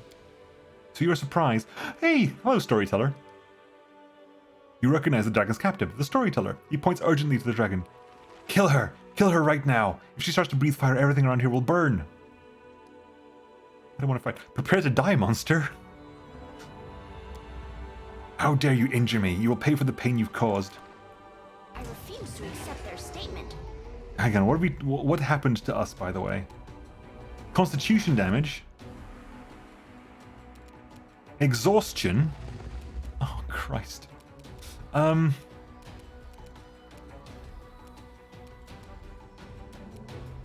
much... Okay, are you wounded? You are...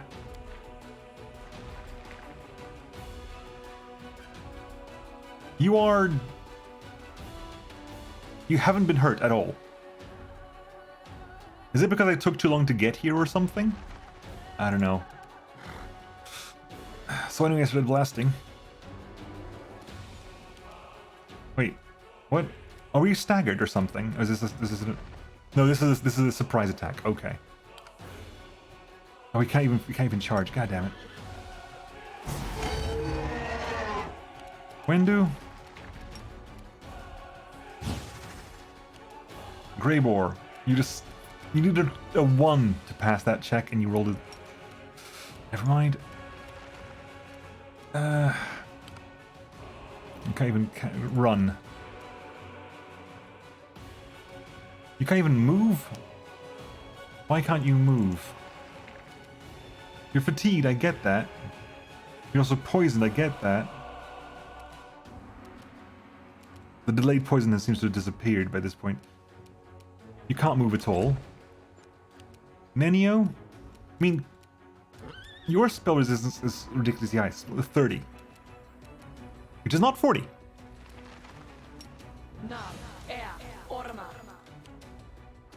You need to roll an 11 to beat that, but it's not unknown for that to happen. Wait a second. This is glitched out badly. This is glitched out because this is not your. The light take you. Okay, you've relearned what's happening here. Great. Crap. Are you immune to sleeping? Possibly. Blast it all. We're gonna evil eye you, aren't we? Yeah, we are. Surrender or else. Chandra. Blast away, please. Crap. Ivu?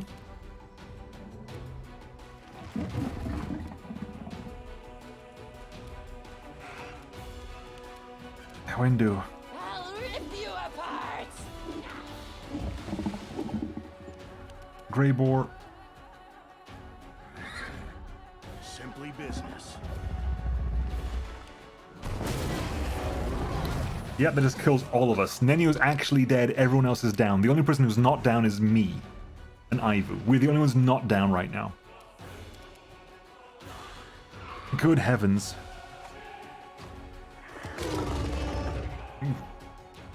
Oh, and the horse. The horse is somehow in one piece. No, I am down. I am actually down. Ivu, you're gonna 1v1 this damn thing. Rolling on.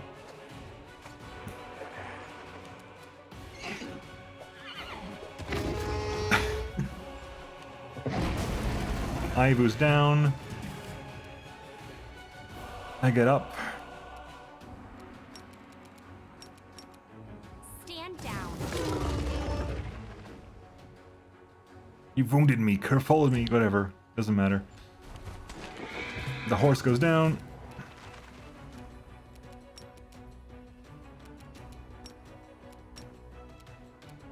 Away, you rascal.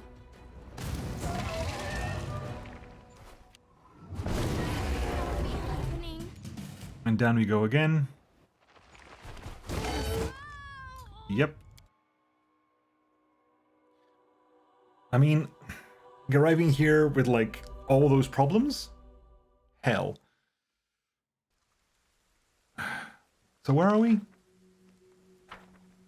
Okay, we're at... Jesus Christ, okay. You know, folks, this is going to carry on tomorrow because I need to stop now. We'll do Bloody Trail because Bloody Trail isn't too much of a problem. There's nothing actually happening there. Fine. Rolled badly there as well.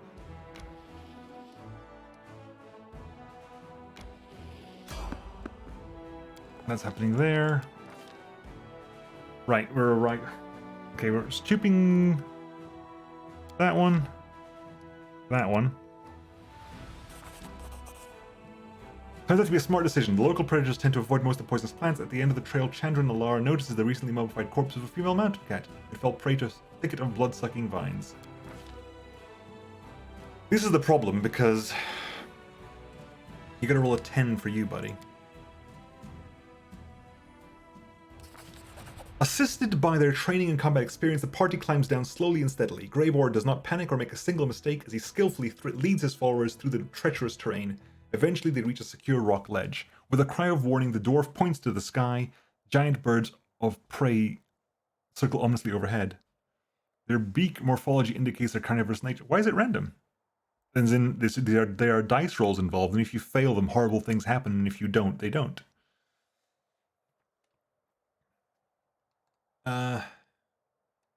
Giant birds of prey circle ominously overhead. Their beak morphology indicates their carnivorous nature, and their large size suggests they consider those climbing down the cliff to be prospective prey. It is common for them to fling their quarry against the cliffs, then feed on the carcasses. With ear-piercing shrieks, they swoop into formation and dive down to attack. The commander gives the order to scare off the birds, which is a roll of 12 for Wendu, or a roll of 11 for Greybor. Suspended over the chasm, Greybor meets the leader of the flock with a decisive blow. With a screeching and splashing of blood, the leader plummets. The rest of the flock fly away in fear, not wanting to share his fate. The party overcomes every obstacle and finally descends into the ruined tower. The mountain has been conquered and no one has fallen victim to its treachery. Now they secretly approach this unsuspecting dragon, stealthily making their way through the surrounding rocks. After leading them to the tower, the dwarf gives his newfound allies a nod of respect and signals for caution. Which means I get to start this fight on my own terms, which means I get to pre-buff properly, hopefully. Right, we're going to save here. And we'll carry on next time, which is tomorrow. I'll be back tomorrow evening. I'm out during the day tomorrow, but I hope to be back in time. I'll definitely be streaming tomorrow night. I should not be back too late anyway. But I need to rest my voice for tomorrow. Had the fight had gone well there, it would have been great, but that one dragon breath knocked out like 5 people essentially. Might not join tomorrow. Christmas dinner with work. Fair enough. I appreciate that. It is the time of year for that. You'll have to catch up with the VOD afterwards. Oh, Mars Malarkey subbed on YouTube. Ah, I was wondering what that was. Yeah, thank you very much, Bosco, for the resub. Al will be back tomorrow with Goose is about to end, but Jen is live for the second time in 6 months. Okie dokie. I will go and do that. Let's quickly just exit out. I have saved, right? Just double checking. I have saved. Good. Let's exit out of this. I'll see who else I've got live in my stream of things to go for.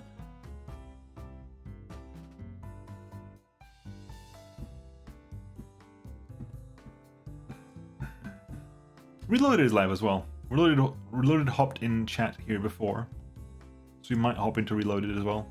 Oh, fine, Beric spent the points. Beric spent the points. Right. We'll go right into Jen, and I will catch you all tomorrow, folks. Take care of yourselves. Stay safe, stay warm if you're in a cold place. Stay cool if you're in a hot place. Drink plenty of water. Take your meds. And I'll catch you all tomorrow, folks. Bye-bye.